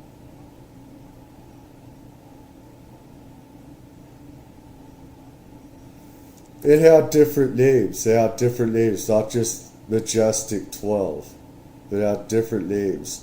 Different agencies, stuff like that, made different names. fairly consistent with how the U.S. government responded to other world-changing events. And other documents on top of Dulles' schedule, like the Eisenhower brief, have been fully verified by open-source research. And that brings us back to Kissinger. If such a program existed, and if it evolved over the decades from how it was supposedly set up in the 1940s, how would somebody like Kissinger fit in? Kissinger's early career placed him in positions that directly intersected with the roles described in the MJ12 documents. His time within the Counterintelligence Corps during and after World War II positioned him within an intelligence network that was deeply involved in early crash retrievals and the exploitation of Nazi scientific expertise through programs like Operation Paperclip. Leaked MJ12 memos from the 1940s reference CIC involvement in That right there does it. The paperclip, this goes to paperclip. How you get involved with this and knowing German and stuff, and how that gets you into getting the guys from paperclip, the Nazis, into the U.S. as well. And communications with Germans, stuff like that, and their intelligence networks. UFO Wunderweapon technologies and stuff like that. How he was there's UFO investigations, including Roswell. When Kissinger returned to Harvard at the end of the war, it's plausible that he did so with intelligence ties and some knowledge of secret technology programs. If Kissinger's connection to MJ-12 deepened, it likely happened in the mid-1950s, when his role shifted from academia to directly shaping government policy. His invitation to the Council on Foreign Relations Study Group on Nuclear Strategy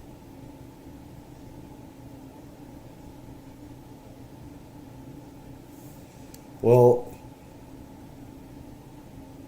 paperclip. placed him alongside figures like Robert Oppenheimer and Gordon Dean, key players in both nuclear policy and potentially the UFO issue.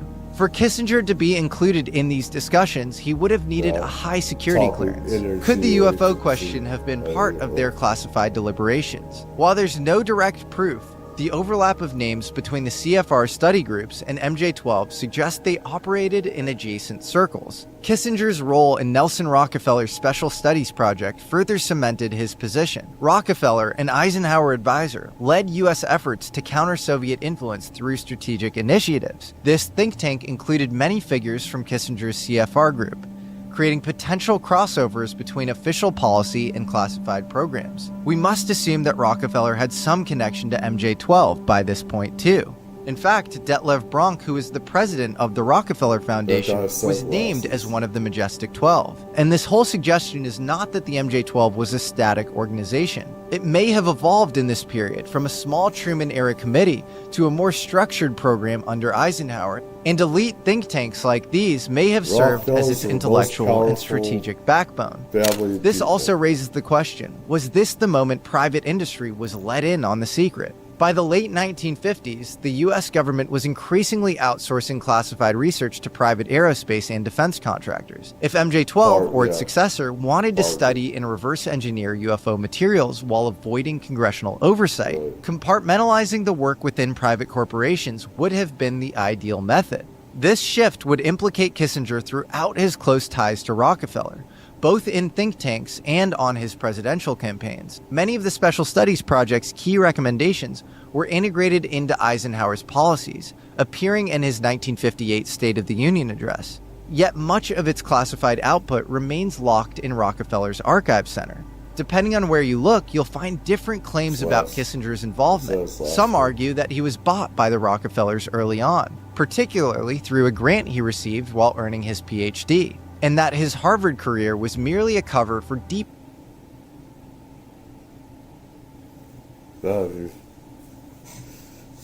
That's how they had the money. I mean, how the Rockefellers also got rid of natural medicine, herbs and stuff like that, and they didn't want herbs, natural medicine, to be taught in schools anymore. How the corruption of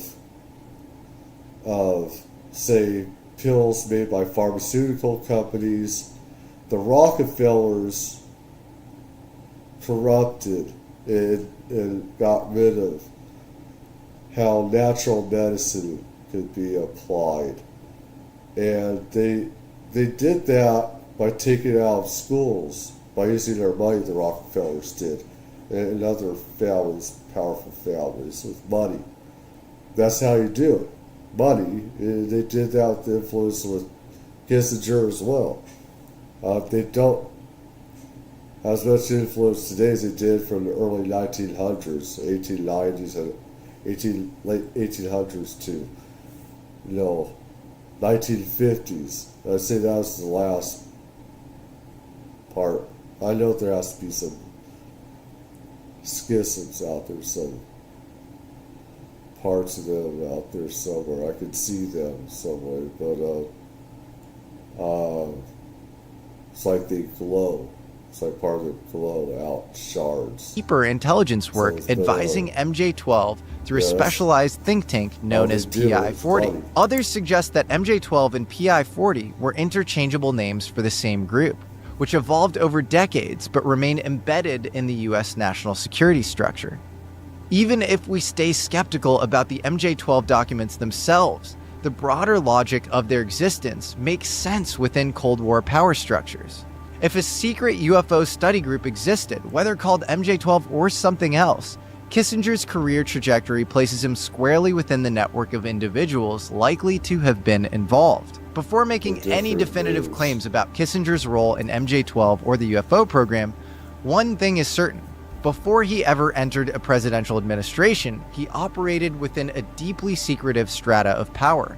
His rise to one of the highest positions in the country may not be unconnected to the relationships he had built since his time as a CIC agent. In the 1960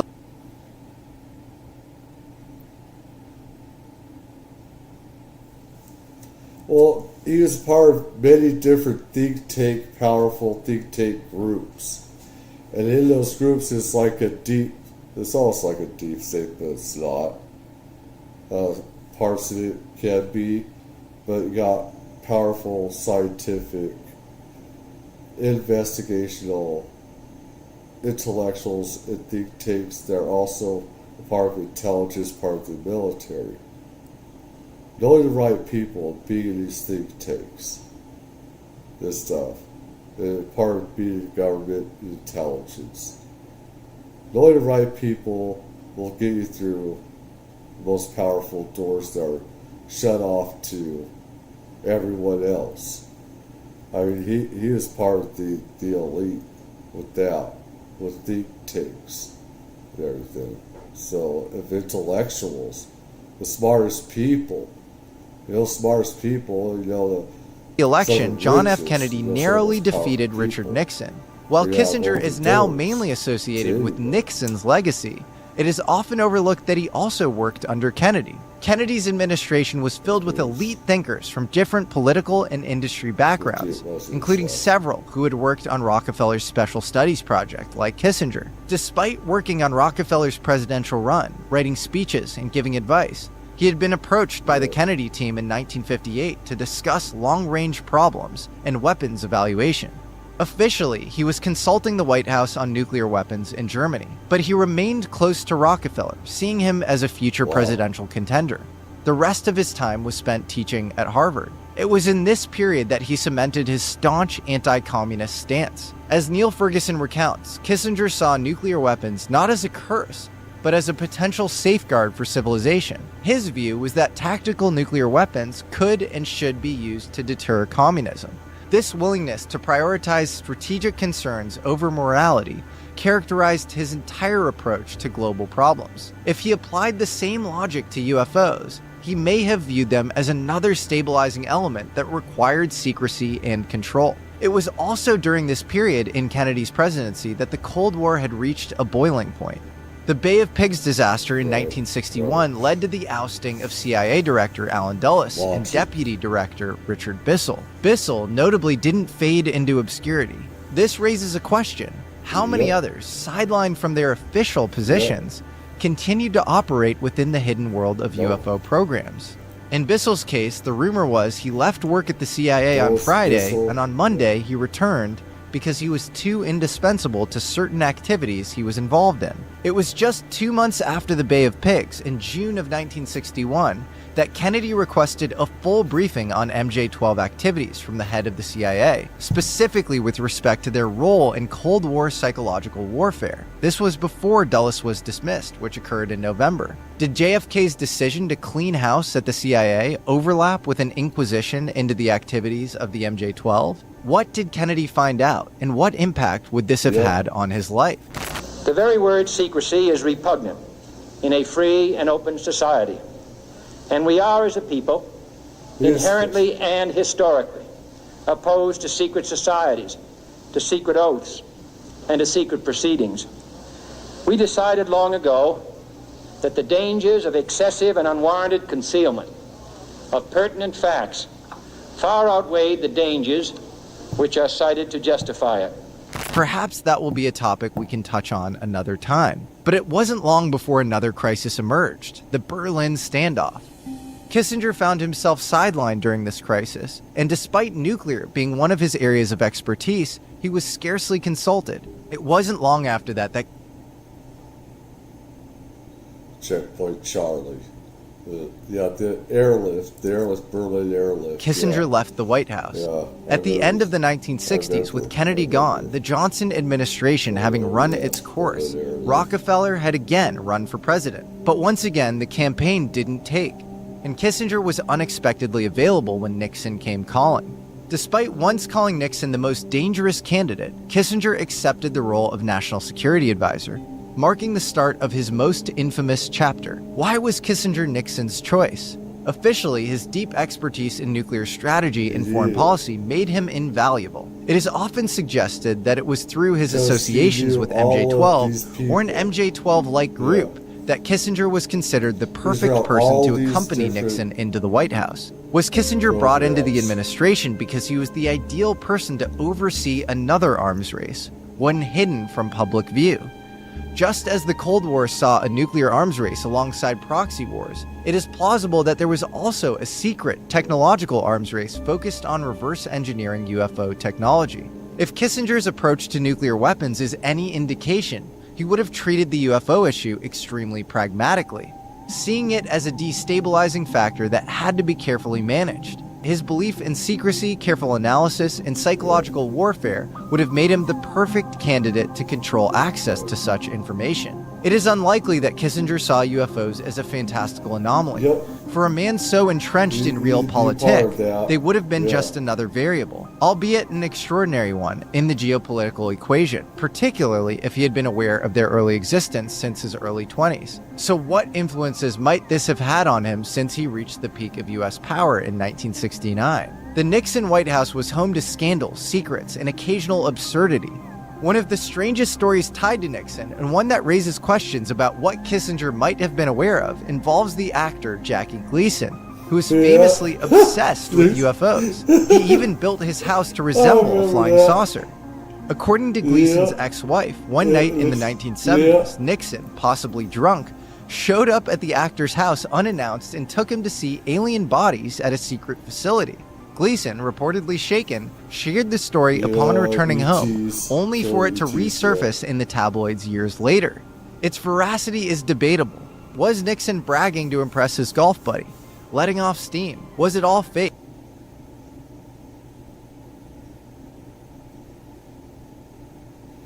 I think that isn't something you brag to your friends about because they think you're criminally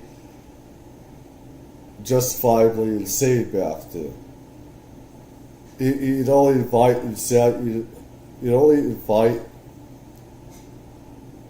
anybody to call you developmentally and medically insane. Even today, there would be people say you're crazy. Not as much, but back then, they say that you're medically insane. Or just, are you crazy? It's like, yeah, right, it's a joke, But, no one knows. But if Nixon was at all interested in UFOs, his closest advisor, who frequently endured his late-night drunken tirades, was surely hearing about it. Kissinger's time in the White House as National Security Advisor from 1969 to 1975 and Secretary of State from 1973 to 1977 gave him immense power over U.S. foreign policy. He shaped Cold War diplomacy, managed Vietnam, and opened relations with China. But what about the hidden UFO history? In these years, we have the official record, and then we have what was never meant to be recorded.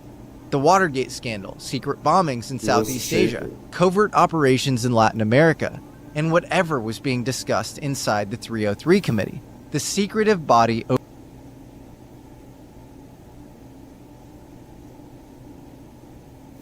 The crazy thing is, Nixon wasn't doing anything more than any other president had done. He got wrongfully attacked over that. I don't care what people say.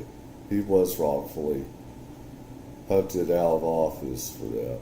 And we were to make a huge win in Vietnam. overseeing CIA And that missions. really pisses But me the off. question will remain, if someone like Kissinger was So- involved in the MJ-12, did this overlap with his duties in the White House, in international relations, or with this 303 committee? The 303 committee was a secret U.S. interagency group that oversaw all covert operations, and Kissinger was involved with it.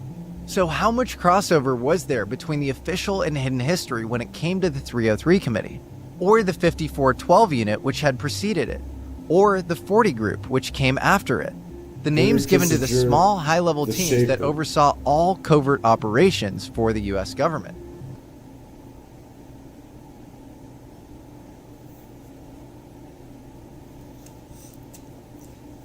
Nixon brought Kissinger in because he was the shaper. He was the shaper. Other presidents know this because he was the shaper. Been around all these committees, think tanks, intelligence stuff like that. He was the brain in a lot of ways because of what he'd been around. He knew people. And you want to have someone in your cabinet, even if they don't like you, even if you don't agree on everything, you want that person there because it's connections. They're connections to the most powerful people, the most powerful things in the world. You want there. It's like that telephone. You got that telephone, you just hit that number, it's automatic number, get a hold of anybody, most powerful, all of intelligence, military, think tanks, the educators. Were they as deeply involved in people. UFOs as some researchers It's true. suggest? Officially, these groups' members typically included the National Security Advisor, senior officials from the CIA, and representatives from the state and defense departments. Their job was to approve covert actions while shielding the president from direct involvement. Nominally, this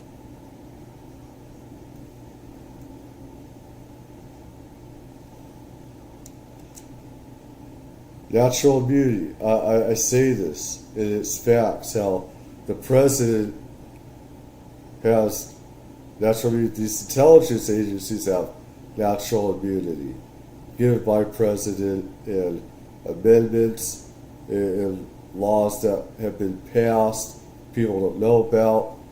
They have natural immunity. If it's not carried out by the president, there are amendments and stuff that is passed by Congress already, or they have special permissions to carry out secret wars, secret clandestine operations, like stuff with the UFO retrieval, dissemination with its technologies or spirits, because it isn't technology. All of it isn't all technologies beyond that spirit stuff as well. They operate, including the president, operate outside of, laws, all the laws that we have that would get us into trouble, put in prison for multiple lifetimes. separation They was have ensured special to maintain natural plausible immunity, deniability special on the powers part of the president. that they But this have. nominal separation at times allowed this group to wield power over the president and to do things without the president's permission. It's easy to think that UFO secrecy would be bound up in these Yep, continuity they of do government today. programs, which is perhaps why these Yeah. official names are sometimes said to be interchangeable with MJ-12 in the UFO space. Alternatively, could programs like MJ-12 have evolved into operations more akin to the CIA's Yeah, they notorious are. Chaos They or are MK Ultra, interchangeable, yeah. discrete groups acting with autonomy, shielded from higher levels of government oversight? If these secrets ever make it to the archives, we might get a definitive answer. Until then, solid links between Kissinger and UFO programs are rare. But there are a few other breadcrumbs that stand out. Firstly, we have circumstantial evidence of Harold Malmgren brought into the Nixon administration in 1971. Analyst Matthew Pines has suggested that Malmgren was, at times, just as influential as Kissinger, almost acting as a check on Kissinger's own power. Harold was, self-consciously not a self-promoter. Mhm. He was not someone who was looking for the power. He was recognized, and his survivability was because he was going to be the guy working behind the scenes, executing, not taking credit, just the guy who would get stuff done, right?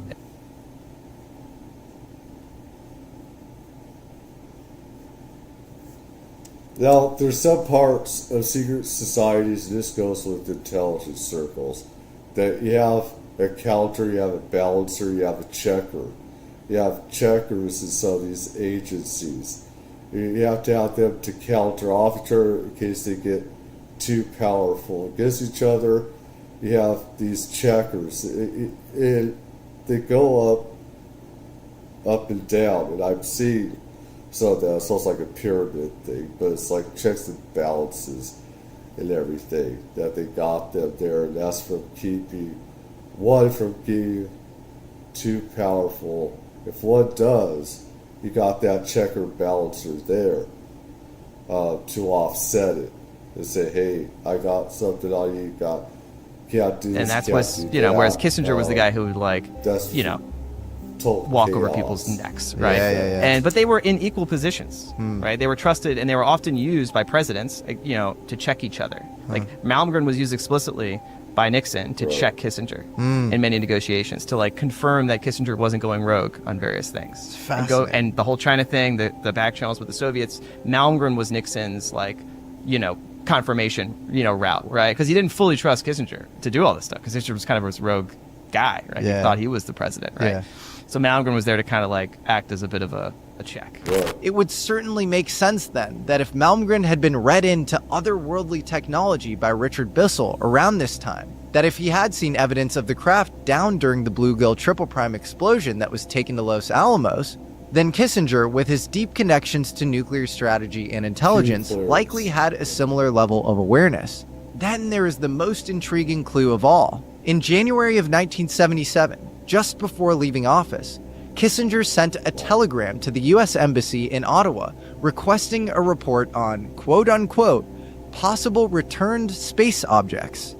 The subject line, Moondust. Operation Moondust was a Cold War-era program established by the U.S. Air Force to recover and analyze foreign space debris, including Soviet satellites and other advanced technology. However, declassified documents reveal that Moondust's remit extended beyond conventional technology to include unidentified objects. This leads some to speculate that it may have dealt with extraterrestrial materials. Other declassified documents which describe similar circumstances or directly reference Moondust add to this mystery. One document describes the recovery of spherical objects in New Zealand farmland. Another details a fireball and subsequent sightings of silent aircraft near a Bolivian crash site. Incredibly, I found one that was sent to Wright-Patterson Air Force Base, which discusses a 1957 UFO event in Afghanistan that rivals what reportedly occurred at Roswell. These documents suggest a striking similarity between Moondust's operations and the procedures outlined in MJ-12 documents and what we now know about legacy UFO programs. Does Kissinger's telegram prove he was involved? Not exactly, but it confirms he was aware of Moondust. And given everything else that he had done until this point, well, perhaps this breadcrumb, however meager, is a significant one. Kissinger's role under Nixon is often cited as emblematic of centralized secret governance. Journalist William Shawcross described how Kissinger controlled the National Security Council's processes, funneling decisions through layers of analysis he personally managed. This allowed him to decide what Nixon would review while bypassing bureaucratic dissent. In 1968, before even entering the White House, Kissinger wrote, "The only way secrecy can be kept is to exclude from the making of the decisions all those who are theoretically charged with carrying it out." This philosophy, deliberately keeping key decisions out of reach, even from senior military and government figures, mirrors the kind of compartmentalization that seems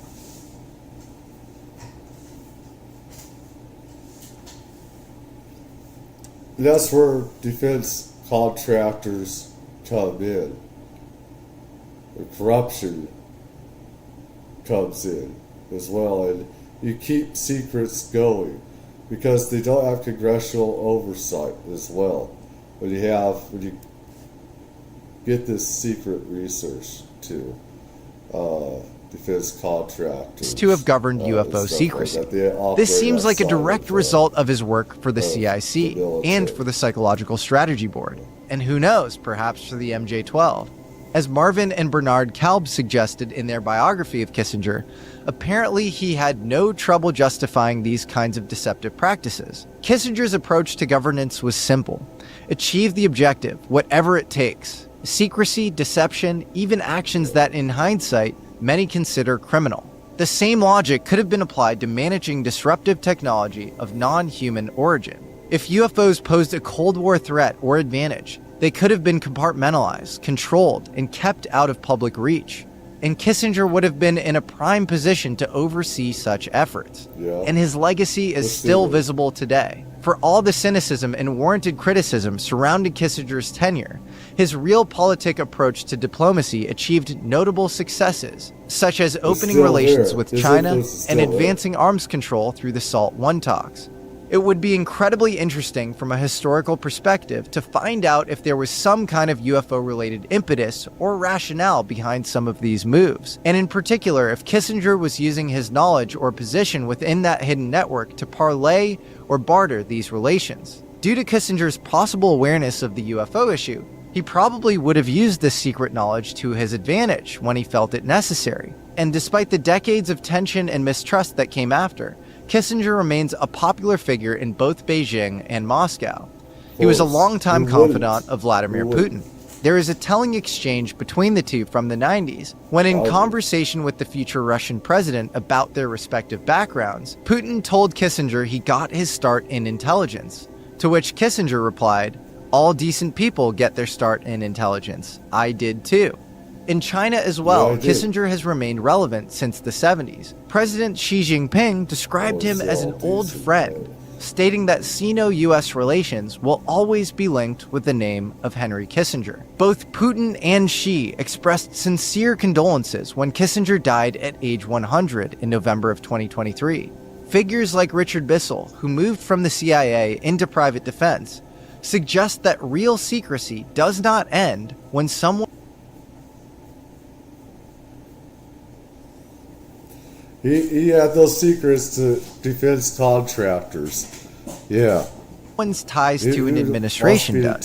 So, did Kissinger continue operating in classified spheres even after leaving government? His access to power remained unbroken for decades, and he was continually sought out for foreign policy counsel on China, post 9/11, Iraq, and even AI. Was he playing a longer game, leveraging hidden knowledge in ways we still don't understand? Modern UFO whistleblower David Grush has suggested that someone like former Vice President Dick Cheney was a gatekeeper of the UFO program. If such a role exists, it must have been occupied before Cheney, possibly by another Machiavellian operative, by Kissinger himself. Some figures exist in the public eye, but operate a second life in the shadows, redacted, classified, denied. It takes a certain kind of person to thrive in that.